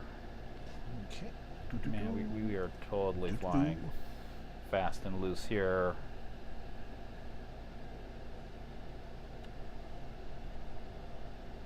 There. All right. Okay. I'm gonna. I'll increase the slinger. But Yeah. All I'm right, gonna- about- pretty just- close to done. Yeah. Yep. Oh, I'm Let's see, swing is that. that- Isn't that roughly Wait. about center? Mm-hmm. There we go. Okay.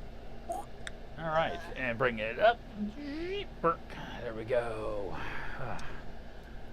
Alrighty then. Okay. So it looks like we are just about ready to take our last break. intermission of the evening. Mm-hmm. It will be, as always, a 5-minute intermission. So it's time for you guys to refill your drinks, go be biological to make room for more drinks, stretch, and I will make these two stretch and browbeat them mightily. And we will see you guys in 5.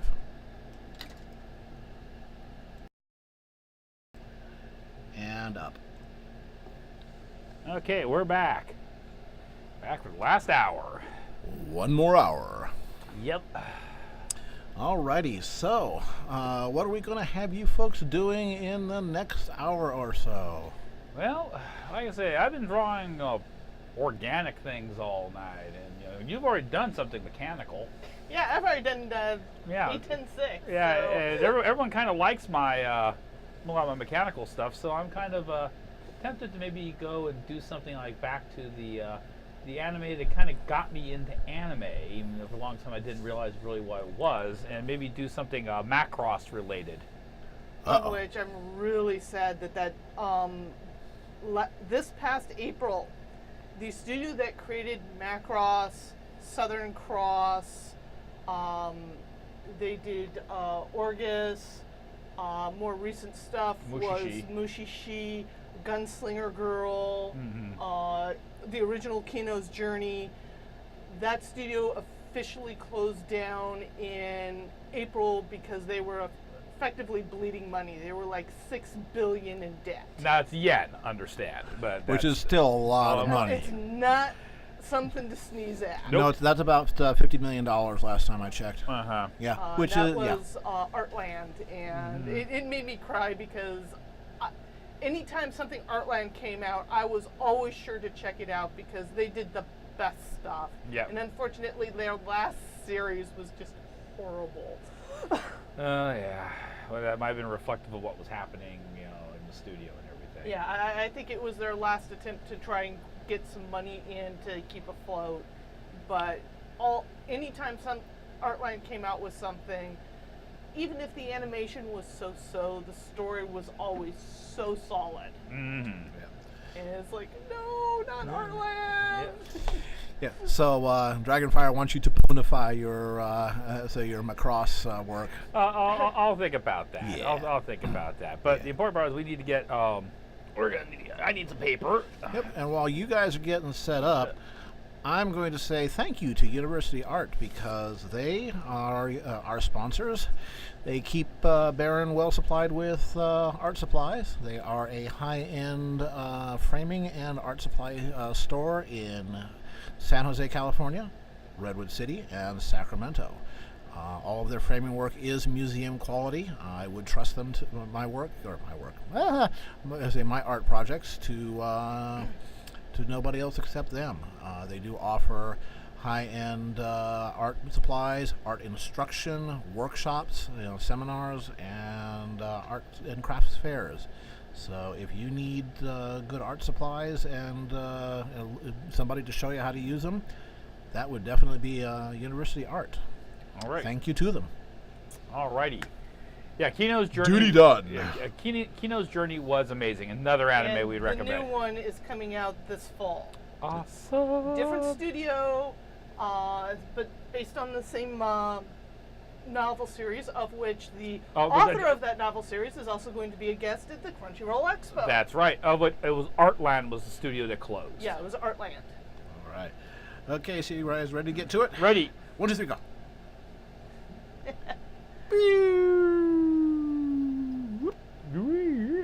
Burial. Okay.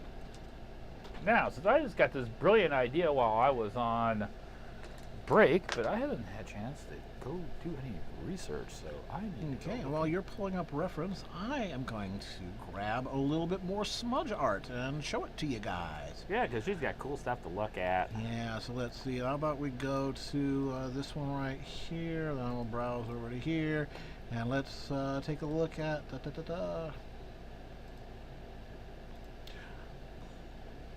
How about this? Aheklo. Oh, heck. That was an illustration I did for Mary Blamey of her, Oh, that's Aheklo. Okay. yes. Okay. The series is actually called Aw Heck. Mhm. It is the story of a young girl who unfortunately gets killed at the start of the story, and it's her journey through purgatory to try and clear her sin of being this gothy, stuck-up, wannabe. Yeah. A fashion disaster. Yes. Yeah, she's a fashion disaster. The illustration is of God and the devil playing cards, which is one of the things early on in the story. And God kind of cheats a little. It goes with The Office. It actually comes down to God cheats because you cannot cheat God, and that's There you what go. the devil's trying to do. Oh, exactly. Like, to whom will you appeal? All right. And I did that as a spot illo for her latest graphic novel, which came out like 2 months ago.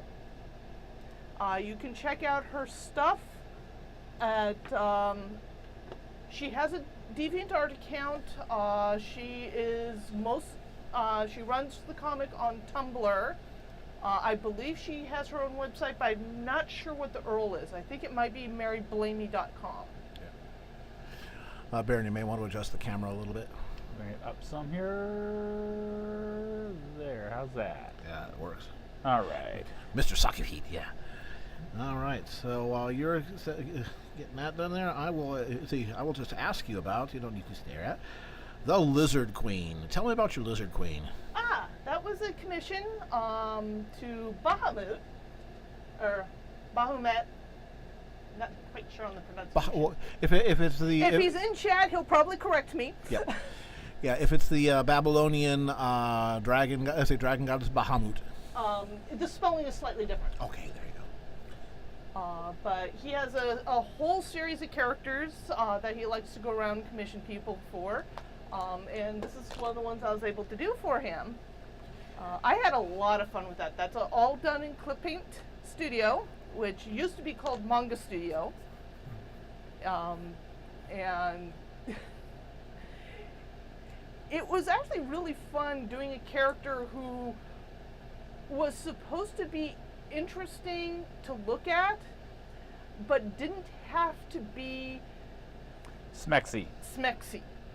Well, in this case, she's supposed to be like 102 years old, but she actually looks good for her age. Well, reptiles can live a very, very long time anyway, you know, so Yeah. there you go.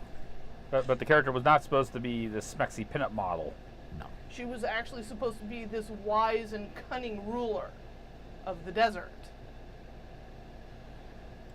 So, But by the way, folks, in case you might have noticed, several of these pieces that Carolyn's been bringing up and showing folks are commissions.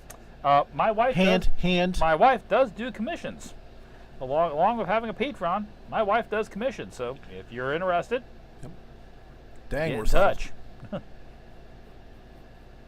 my only stipulation on commissions, for people understanding, is that I'm a little on the slow side with my art. It's not the fact that I can't do art fast, it's the fact that I have a lot of other responsibilities I need to take care of. But I don't sit on commissions either.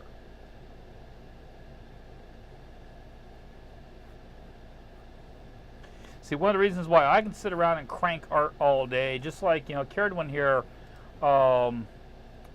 takes care of a lot of the stuff in the stream.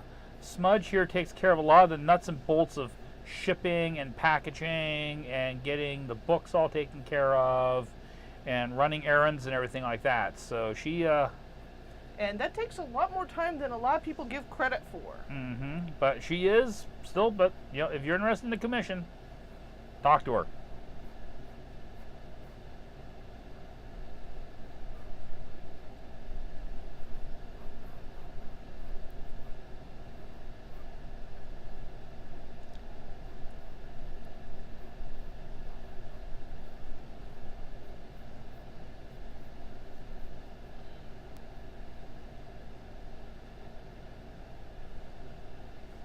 Valkyrie just barely fits on this piece of paper.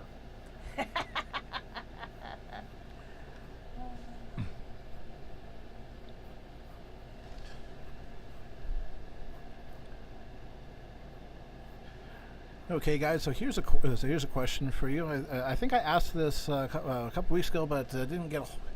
But folks were distracted by other things. I'm gonna ask it again. What games are you guys playing? I mean, we know that Smudge is big into MMOs, and Baron avoids video games because they could eat his life. But what about you guys? Yeah, I'm currently doing sort of a replay of Fallout 4 with a whole bunch of plugins this time, or mods rather, to enable better settlement building. And I'm playing a lot of Crossout. It's from the same people that do War Thunder. And this is sort of a Mad Max, post-apocalyptic, let's like weld cars together from piles of junk, strap big guns on them and go shoot each other type of game. Ooh, Dark Souls. Oh, okay, you're hardcore there. You must like getting beat up a lot. It's a hard game. Oh, steep learning curve. Well, it's Unforgiving. Yeah, is exactly. a better description of Dark Souls. It's a very brutal game. If you make a mistake, it will kill you for it. Now, with that said, it's like one of the least sexist games out there when it comes to playing different genders. It don't care. It'll kill them all. Yep. Equal opportunity destroyer. Yeah. So, and of course, we have several War Thunder players here. Voxfire, I know. Voxfire. Well, you're still on doing Titanfall and Battlefield 1, Colonel U? Yeah. I have to admit, the night you were doing the Battlefield 1 Twitch stream was kind of cool to watch, especially the tank. Oh, Agni's found some of the absolute classics of real-time strategy games. Yep, Command and Conquer. Dune 2, Command and Conquer, and and Warcraft. So again, some classic Blizzard and Westwood Studios. Yep. Yeah, and Dune 2 actually more or less was the first of the modern, what they call them 4X, explore, expand, explore, exploit, exterminate. I remember Dune 2. Yeah, that was where a lot of what we considered to be just that's how it works first showed up. Have I ever told you the story of Captain Clearcut? Tell us about who's Captain downstairs Clearcut. right now? Oh, yes. Oh, God, that was hilarious. So, Tell us. At one point, it was a break from college. I was up at my parents', and of course, my dad likes playing video games. And we were able to get this LAN system going. Rendis came up, and another friend of ours, Colin. And we got into this huge World of Warcraft. No, it was Warcraft. It was the original Warcraft 2. Mm-hmm. And we got into this huge multiplayer game that took forever. Rendis was out first. This is an important fact. And then, halfway through the game, everything suddenly came to a crawl. And no one could do anything. And it ended up being Colin won against my dad with a peon-on-peon fight.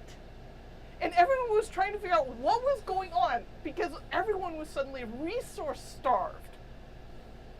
And then the score came up.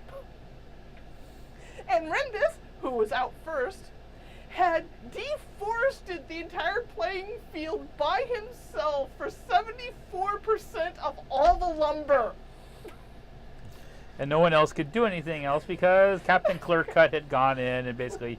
Like a week later, Rendis is at back at his college with Colin, and Colin just randomly turns to him, just out of nowhere. So, Captain Clearcut, what do you think of deforestation? It's profitable.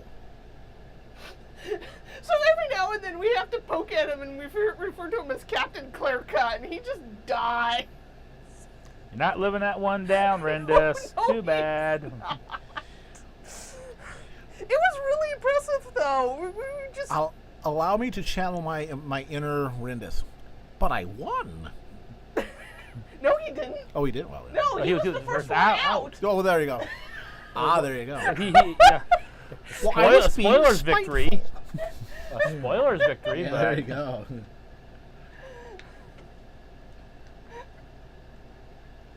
yeah, this is kind of like, 'cause I remember I was up actually watching, in fact, I think that was the first holidays I spent with your parents.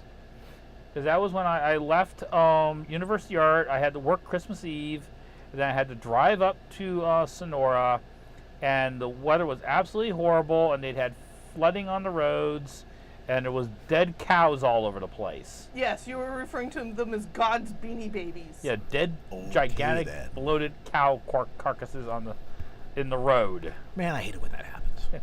Yes, and of course I've never been to this place, and it's out in the sticks, and it's pitch black, and I'm driving along in this Hyundai Excel going, I really hope I'm going to the right place. And I remember your mom saying, well, go down this road and look for the blue reflector unless our neighbor has stolen it. Again. Well, that's really comforting. Turn left at the Wandering Cow. Yes. My parents like their place, but they are out in the sticks.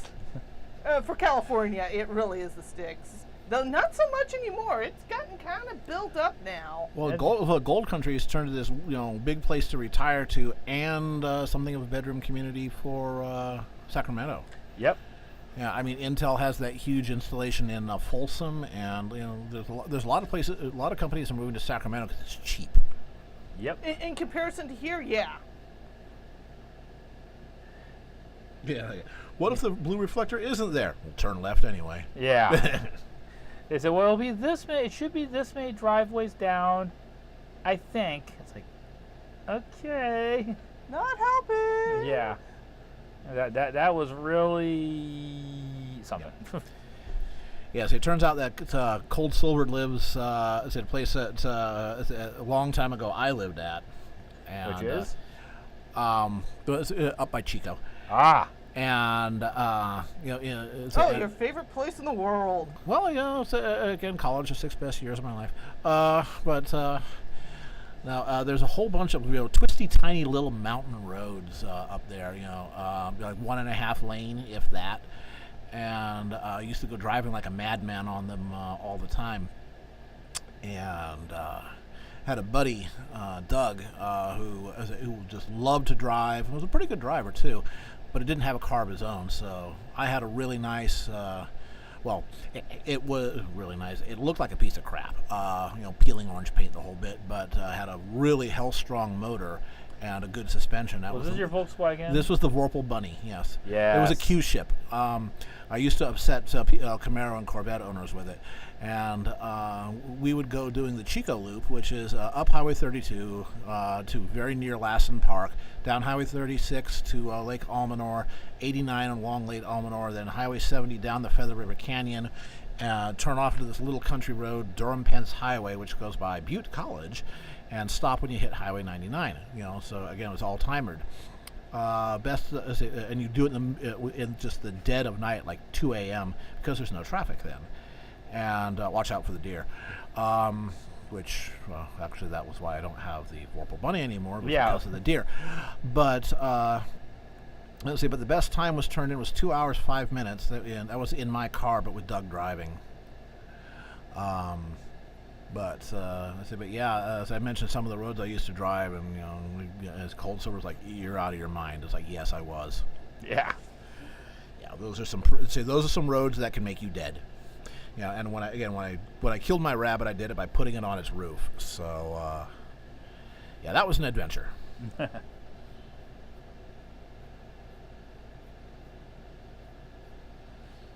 say, haul out Google Maps, intersection of Forest Avenue and Highway 32, in Chico.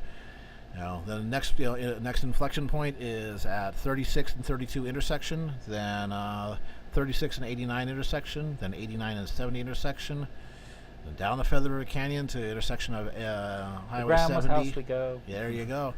To Durham Pence Highway, then Durham Pence Highway to 99. That's the route. 2 hours, 5 minutes. My best time was 2 hours, 15 minutes. I went through so many tires in that thing. And there's Michelin's.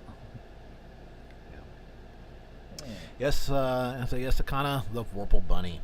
It was a 1978 Volkswagen Rabbit, gloriously easy cars to work on, that I bought for $800, and ran like hell. It was just awful.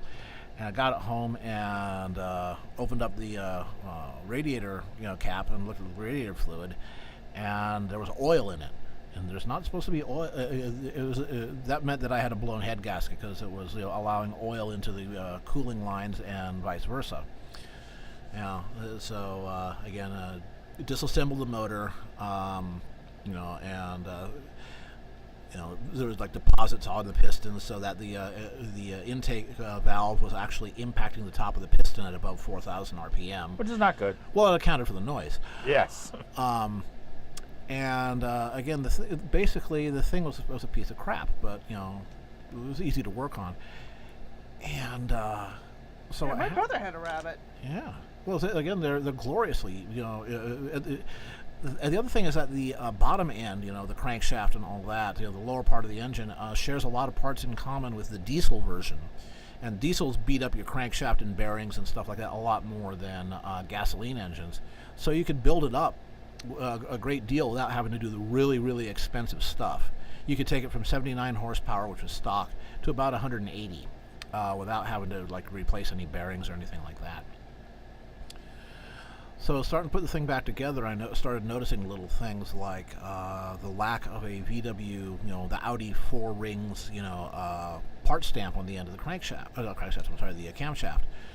Because originally it was a Audi truck motor that went into the Audi made a little pickup truck, and also the Audi Fox in 1974. And that was where the motor got its start. But what's missing? Oh, non-stock. Then I noticed that the inside of the cylinder head was shiny, but it's a sandcast part. Somebody had done a port and polish job to make all the intake and exhaust flow a lot better. Okay, somebody put some money into this. So I measured the cylinder bores. Somebody had bored it out from 1.6 liter to 1.75. The vacuum system was from a Rabbit GTI. So somebody had built the thing up, crazy, and then let it go to hell. Well, when it was all back together, it ran like a scalded whatever, and took the thing to Butte College where they had a dyno. And I was getting 150 horsepower at the wheels, which means I was getting about 170 at the crank, which is just amazing for a car that weighs 2,000 pounds, particularly in 1985. Mm-hmm. So wow, there's a moment here. There's a name I have not heard in ages. Howard Cosell. Howard Cosell. Yeah. So I just had to bring that going. Yep. Yeah, Cosell didn't know crap about football, but he knew his boxing. Yep. Yeah, he retired from commentary on boxing after he saw a fighter get killed in the ring. It so affected him that he couldn't do it anymore. Yep. Can't exactly blame him. Yeah. So anyway, that's the story of the Vorpal Bunny. Again, I left it with the peeling, awful orange paint. Didn't get aftermarket wheels or anything like that would be trade. I just got the Rabbit GTI wheels, put the wider tires on it. Did a little bit of suspension work, shock tower brace and sway bars. Sway bars, and I upset a lot of people, because they thought, this little rabbit next to him going whing whing whing whing. It's like, you're so funny. Oh, gone. So yeah, it was fun. I've got a somewhat similar story, not of my car, my original car was an S10 Blazer that before I bought it, it was run into the ground, and then I proceeded to run into the ground. College kids, what do you get? But at one point, Baron and I were coming back from University Art. It's late at night. I just kind of picked him up because his car was in the shop and he needed a ride. And this is back when had Cersei, which was my truck, or my van. And we come up to a stoplight, and it's 3 lanes across. And then this obviously very nicely restored muscle car pulls up next to us. Well, it's a muscle car, but you had to look at it because they had the vinyl top and they had the nice wheels. It was a simple, straightforward refurb, but they'd done an excellent job. And there was a husband on the bench seat driving with his arm around his wife, who obviously wasn't wearing a seatbelt because it was a bench seat, and she was kind of scooched on over. And then this little, for lack of a better term, rice boy racer comes up next to this nice 1970s muscle car. And the rice boy racer revs the engine and looks over at the driver. And the driver looks back at him and just smiles. Well, he looks at his wife, and his wife kind of nods her head like, "Yes, dear, you may." You have And then you I have look permission at to do the Baron thing. And go, "Dear, does the back end of that car say what I think it says?" Yeah. Now, it actually wasn't a 1970. It was a 1967 Ford Galaxy, and it had a number on the back, 500. Yep. And he had a 500 cubic inch Yep. V8. On the other hand, if the guy right next to you is in a Toyota Supra, then you might have so you might have bitten off more than you can chew. Yep, You can build those things up to 1,000 horsepower pretty easily. This guy had some little Honda Well, Civic. it wasn't just Okay, the, well, yeah, Honda Civic, yeah, bye-bye. It wasn't just the 15. It was the little tag that said 18 liters. Yes. I was like, oh, I think you mean 1.8. No, 18. 18. It was 18. It was the no, it wasn't 18. It was a 12 liters. It was 12 liters. It was the 500 XL Galaxy a Grand Seb. I actually have a magazine article in their thing, and it is a beautiful engine. Right. So this guy just looks over, and the light turns green, and this 3,000 plus pound car teleports to their side of the intersection, and the guy in the Honda just kind of goes. And just turns and goes down the airway down. Viagra now. Yeah. It was just. Now, the little car that the kid was driving, if you got him in a long race that had any Turns or drifting involved, he would completely skunk this sleeper. But if you're just racing a gunshot across an intersection, you have no hope. Make your time. Yeah. Yeah, the thing is teleport. I just watched this car go, it's on the other side of the street now. He didn't even smoke the tires or anything. He just stomped on the gas and just torque. Yep. Yeah, it was considered the largest engine. Right, at that time period, it was the largest engine in the United States. It was a derivative of the engine that they were developing for They were running for NASCAR. It was right before NASCAR kind of put the hammer down and said, knock some of the stuff off. Yeah, there's going to have to be some kind of limit, yeah. Right when Chrysler was making the Superbirds, and they were talking about dual overhead cam engines, and for the Hemis, and then everybody went no. Especially when the insurance companies went no. Well, it's like the in motorcycles when the original Kawasaki Ninja came out. It wasn't the Ninja 500 or the Ninja 1000. It was just the Ninja. It was a 900 cubic inch. That'd be a good one. 900 cubic centimeter motor. It also had a very the front forks on the motorcycle have a little bit of angle to them. Mm-hmm. Choppers have an extreme. They're like 45 degrees or more. They call that rake, right? Right. Was that? Yeah, rake. Yeah, and the Ninja had a rake of about 16 degrees or so, which is which makes it extremely twitchy. You know, so in other words, you know, you could change direction very quickly, including sometimes when you didn't expect it, unless you were extremely experienced. It was a full racing bike for the street. A little statistic: among people who bought the original Ninja as their very first motorcycle, which is stupid, the death rate in their first year of ownership was 36%. I believe it. Wow. And ever since then, the motorcycle insurance companies have been a little bit leery of the Ninja name.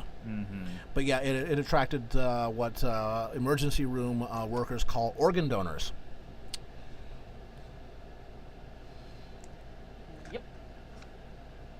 So yeah, so I'm drawing a Super Valkyrie over here because I say when I moved up to the Bay Area in 1983, and there used to be a really amazing hobby shop called San Antonio Hobby.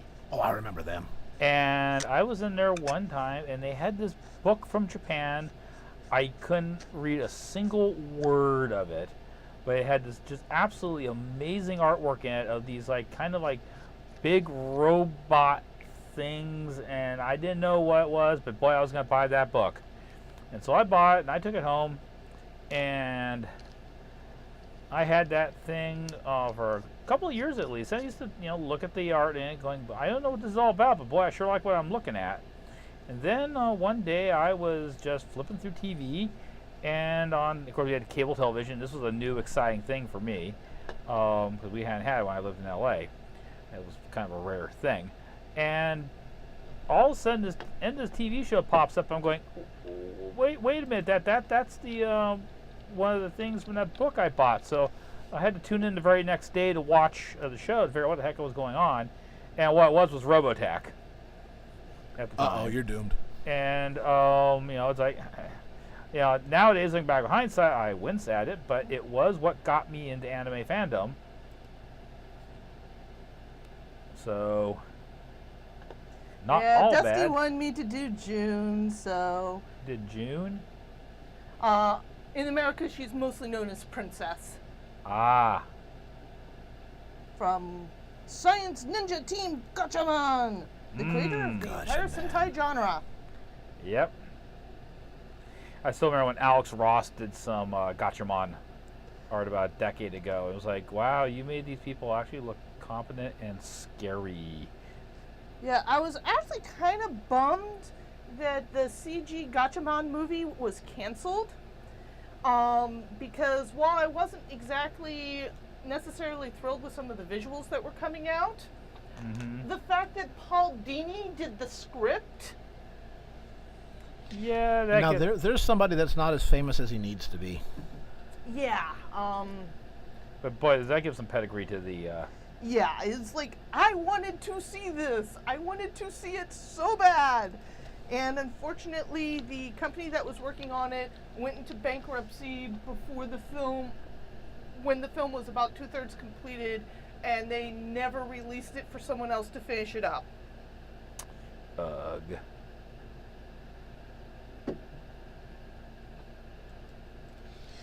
Yeah, well, not everything makes it all the way through. I mean, Yep.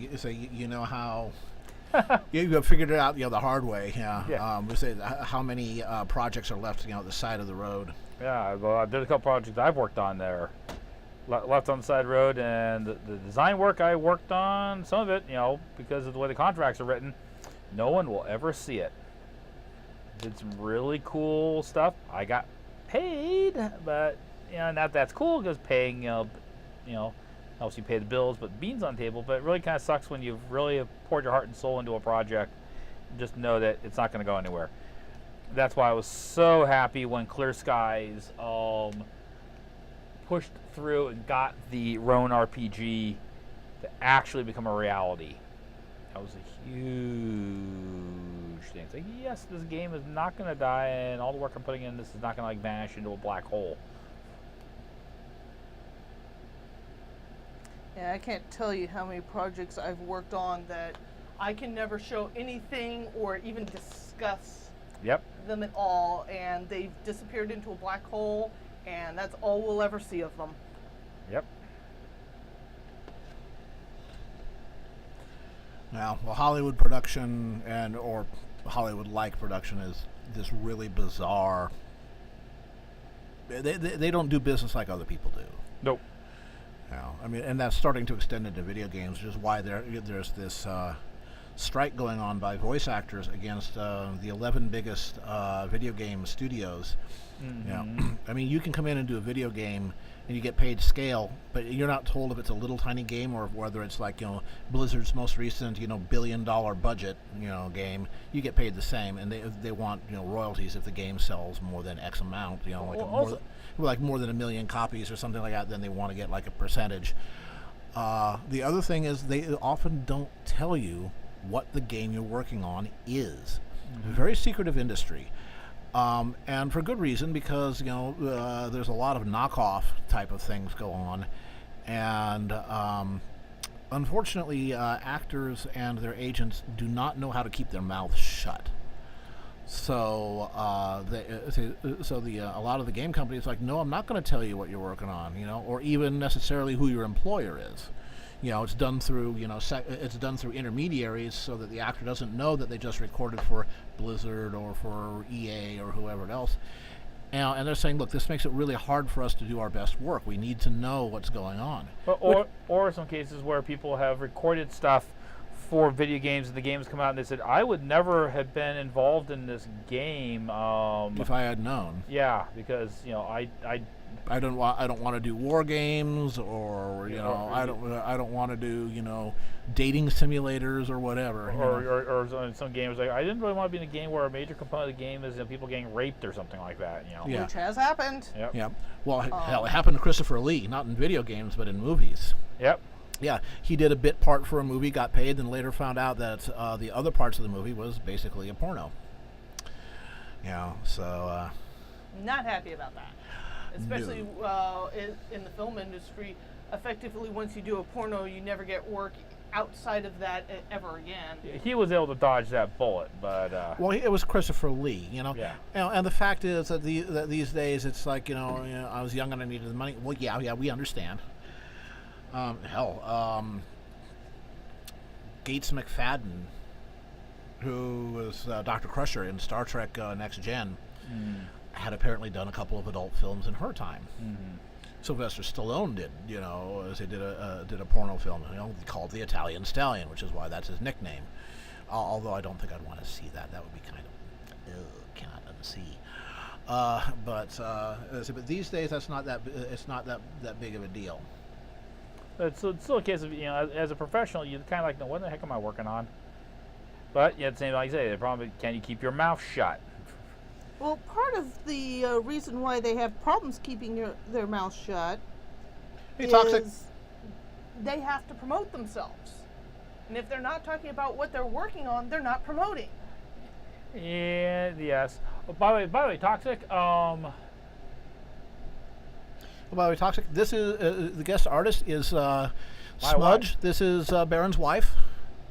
She's a very cool person. She does who does a lot of anime, some pony, and is a professional animator and comic book artist. and if you want to know how I got so good at my drawing, Toxic, she's one of the reasons.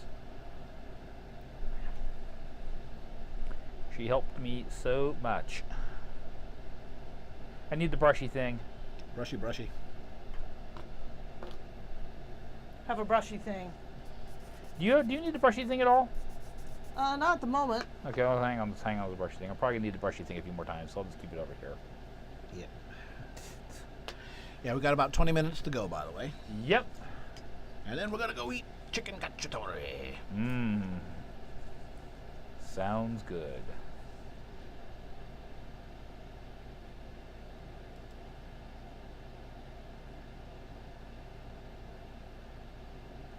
I'm so winging this and just throwing this thing together.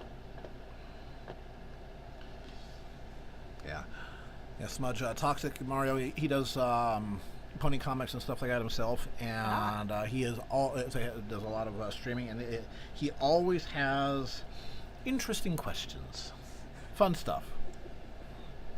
Yeah, his streams are kind of interesting. He'll quite often run old episodes of The Price is Right or something like that while he's streaming. Yeah. By the way, you are apparently have been given the name Baroness Smudge. This is the Baron and the Baroness. Yes. They are nobility. Oh, They treat us with respect. yeah. Or they would put you in the dungeon and make you watch bad anime. Hey, I actually don't mind being compared to the Baroness. She was a kick-ass character. Pardon Yeah. my French. There you go. We're talking about from G.I. Joe? Yeah, Okay. She was like the most competent villain in the lot. Yes, she was actually. Yeah, so yes, Toxic Baron still spends some time in Padawan status. So, Smudge is a catsuit wearing member of Cobra, are you? I wish.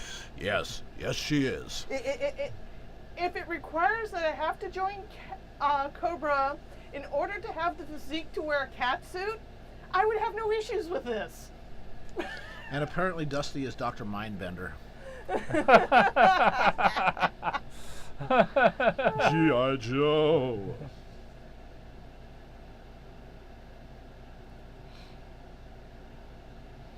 Yes, Funds, this stream is slightly interactive.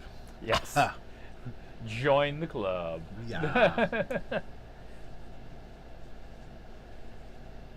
Actually, that was one of the things that Clerks Guys was commenting that some of his friends were watching to say, wow, this is really amazing. There's a surprisingly interactive chat and people really talk to each other and everything. Well, What a yeah. Oh, what a concept, yeah. That No, should we be. lurk. Yeah. Oh dear. Oh dear. Did you break? What'd you do? It's a Figma. Oh. So it is. Doing a quick look at reference for Princess, I ran across a Figma of the main leader from Gotcha Man. It's like, oh, that's so gorgeous. I wish I had money. Yeah, there we go. So, the toxic question du jour. Favorites, what superpower would you want? By the way, flight is free. Everybody gets flight. Everyone gets flight. Okay. Everyone gets flight. So that's kind of like in the science fiction, as far as you get to break one rule, but you get aliens and faster than light for free. Okay. Speak your superpower. You want to go first, dear? No, you can go first. Oh, kick the ball in my court, will you? Okay. If I had to have a superpower and fly, I get to fly for free.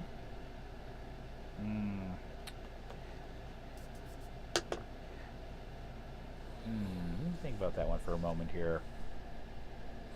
Yeah, I'm not quite sure because I've played a lot of comic book role-playing games. And I'm all over the map. I mean, I've been the brick, I've been the energy chucker, I've been the teleporter, I've been the mentalist in the bathroom.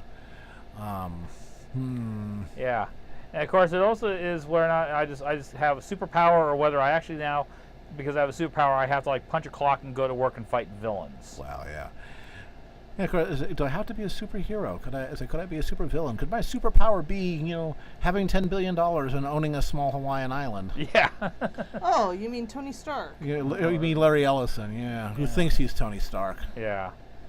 Of course, Larry Ellison actually literally dresses like a samurai in his off time because he has such a fascination with Japanese culture. Yep. And his house is packed full of shogunate era arms and armor.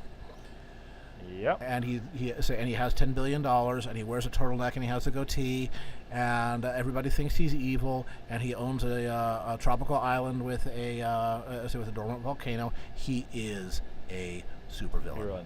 He's and how cool is that? Yeah. I know shape changing might be interesting. Be a shape changer. Baron Chrysalis. Yeah. Sure. That might be a possibility. Every RPG, max your skill points in luck. That's in there. That was one way you could do it. Of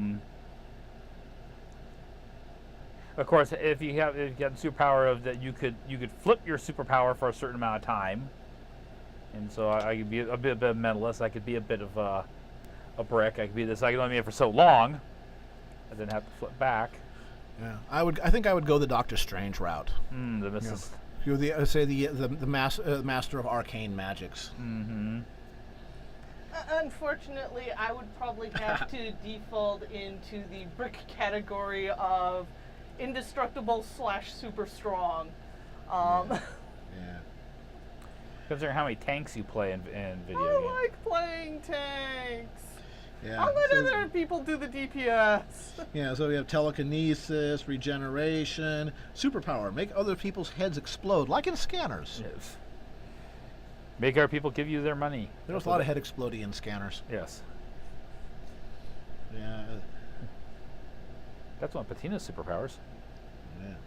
Now we're getting a lot of votes for telekinesis here. Yeah. Mm-hmm. Yeah, give me that thing. Yeah, say flight. Yeah, everybody gets flight for free because you can't be a superhero without flight. Sorry, Spider-Man. Yes. You're second tier. I know. I just blasphemed.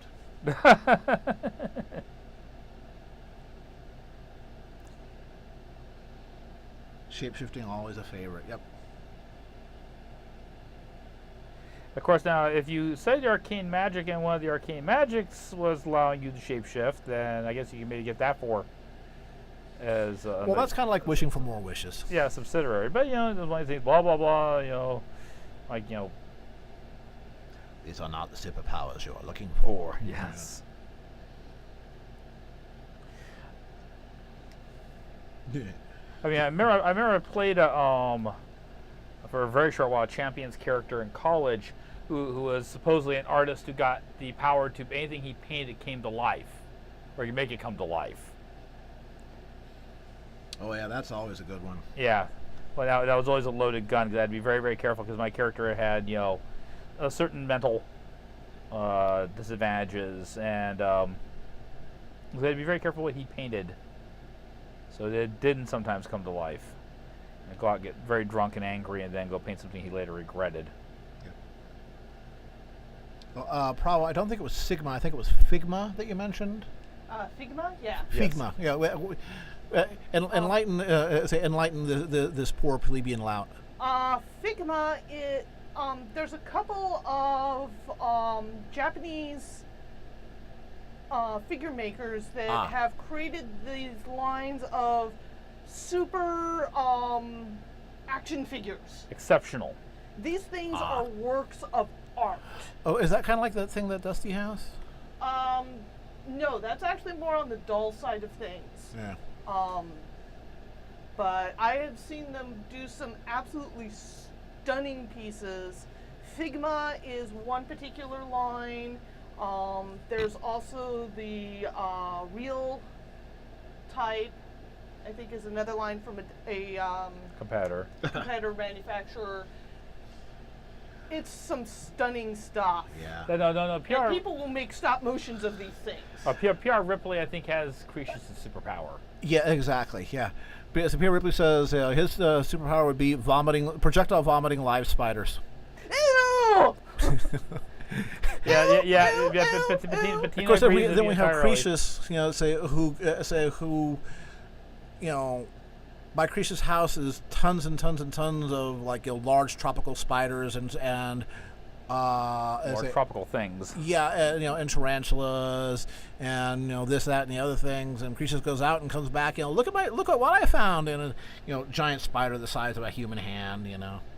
One of them is like, that's a banana spider. You do realize that if it bit you, you might not be attending the next stream, would you? Yeah.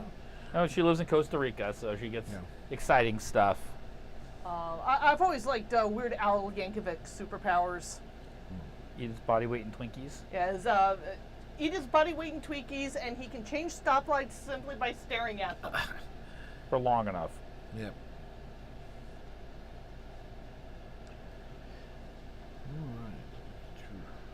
You got about 5-6 more minutes. Yeah, I'm trying to see if I can get this top part shaded in. Not to worry. Play it flying fast and loose.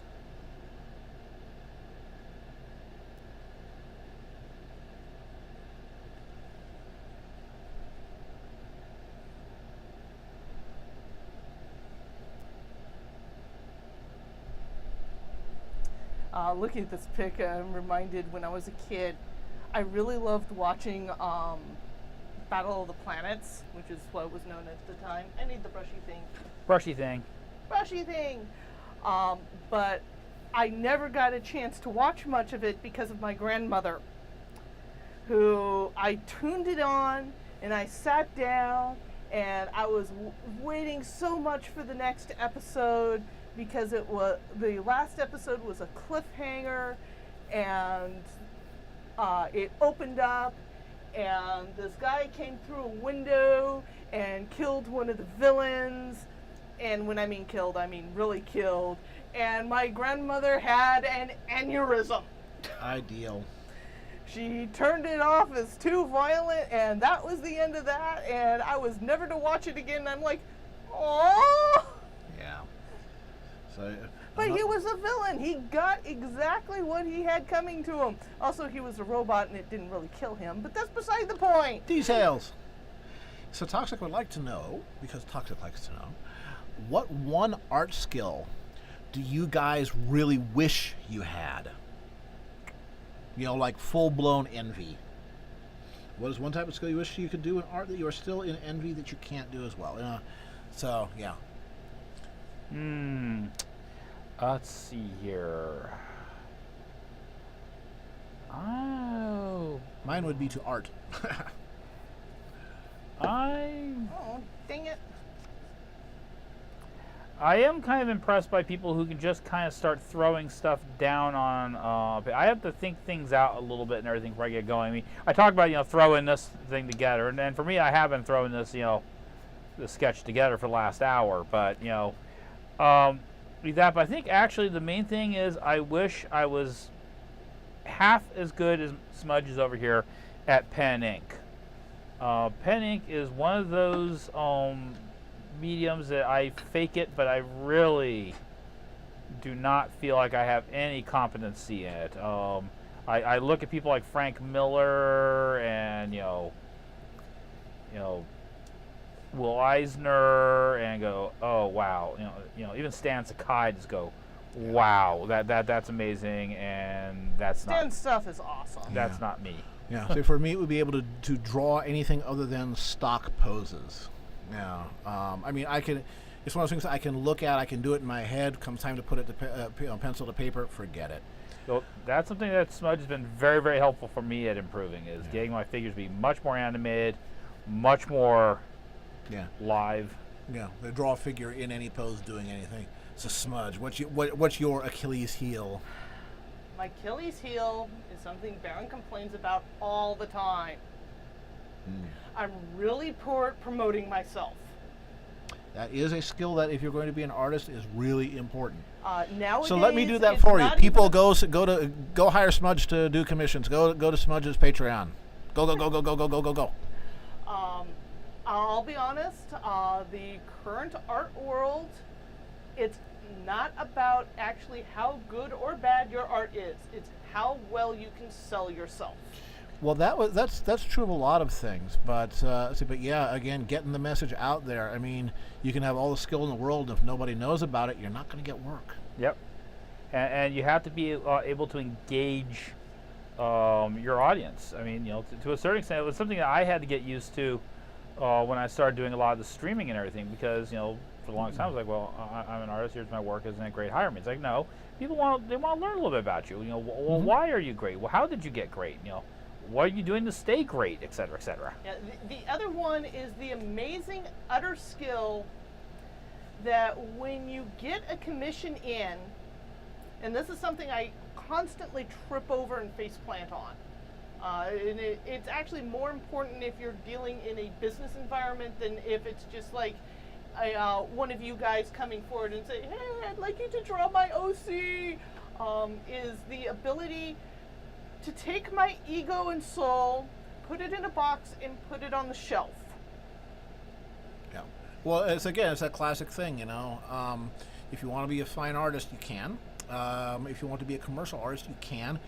The intersection of the two can be difficult, but again, the ability to pull out your own talents anyway when you have all of these constraints.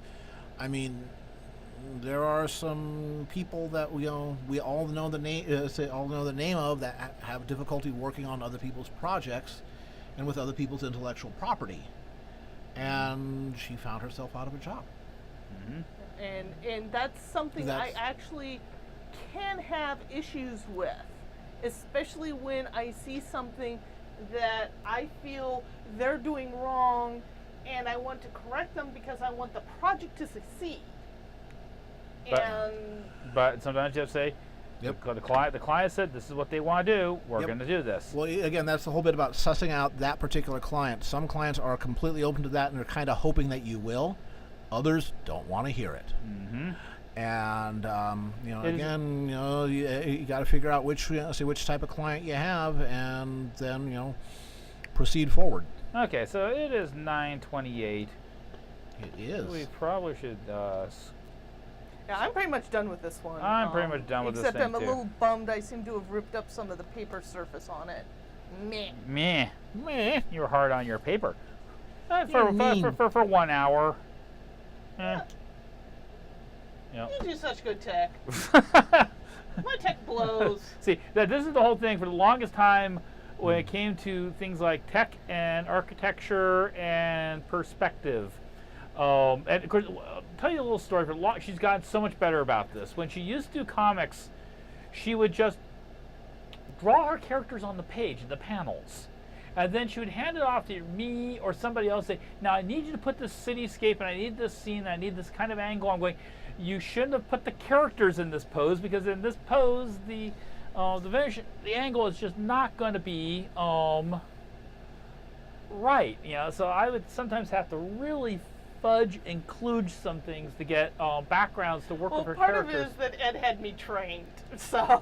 Yeah, but when I started doing stuff for Liberty from Hell and everything, it's like, going, no, dear, we're going to do things differently because here's your horizon line and you're going to stick to it. I've got laws of gravity, and you and you are bound by them. Yes. So we eventually, and now she's gotten to the point where I can quite often stand back and look at her backgrounds and go, excellent, well done. And she looks at my figures and goes, maybe change that, adjust that, outside of that, this works. So I've helped her, and she's helped me, and that's the way relationships are supposed to work. Excellent. Yep. Excellent. So we need to start wrapping things up here, and I want to thank you guys all for tuning in tonight. If you are in the Bay Area and you're at the Crunchyroll Expo next week, definitely come and see us. If you're not, once again, I do want to put a plug out for all my patrons on Patreon, because with your support, we're able to make this happen. This is our job. But if you guys are possibly interested, take a look at Smudge's Patreon over here. Once again, she's got the same thing. $1 a month is all it takes. 3 1/3 cents a day, and it does make a difference. And I will make a point, it's not just a case of it makes a difference in actual, like, hey, we can go buy more beans with $1, that extra $1 we have. It is a big thing about one's, I don't want to say pride and ego, but it really does help. Because you start getting on this roll, you start going, it matters, and your work gets better, and you start turning out more stuff, and your stuff starts getting cooler, and where you go, wow, their stuff's amazing, and you can start building up this synergy and this momentum. So think about that. Like I say, you've seen her do some amazing work tonight. Get in touch with her through her DeviantArt. Get in touch with her through DA. Consider a commission too. And also too, if you decide, hey, I love you guys, you're great, I've had a wonderful time tonight. I can't support you every month, but I'd like to give you $1 or $2 to help with the bill and everything. There's a thing down here you'll see called Stream Tip. Throw $1 or $2 in there. Blue button, you want Yes. it. You Click must the press button. it. You want to click the button. The shiny candy-like button. Yes. So on that tune, I'll see you guys in 2 weeks, and I'll be telling you about everything that happened at the Crunchyroll Expo. You guys all have a great night. It's going to be an awesome show. Yeah. Thanks for tuning in. See you in 2. Bye.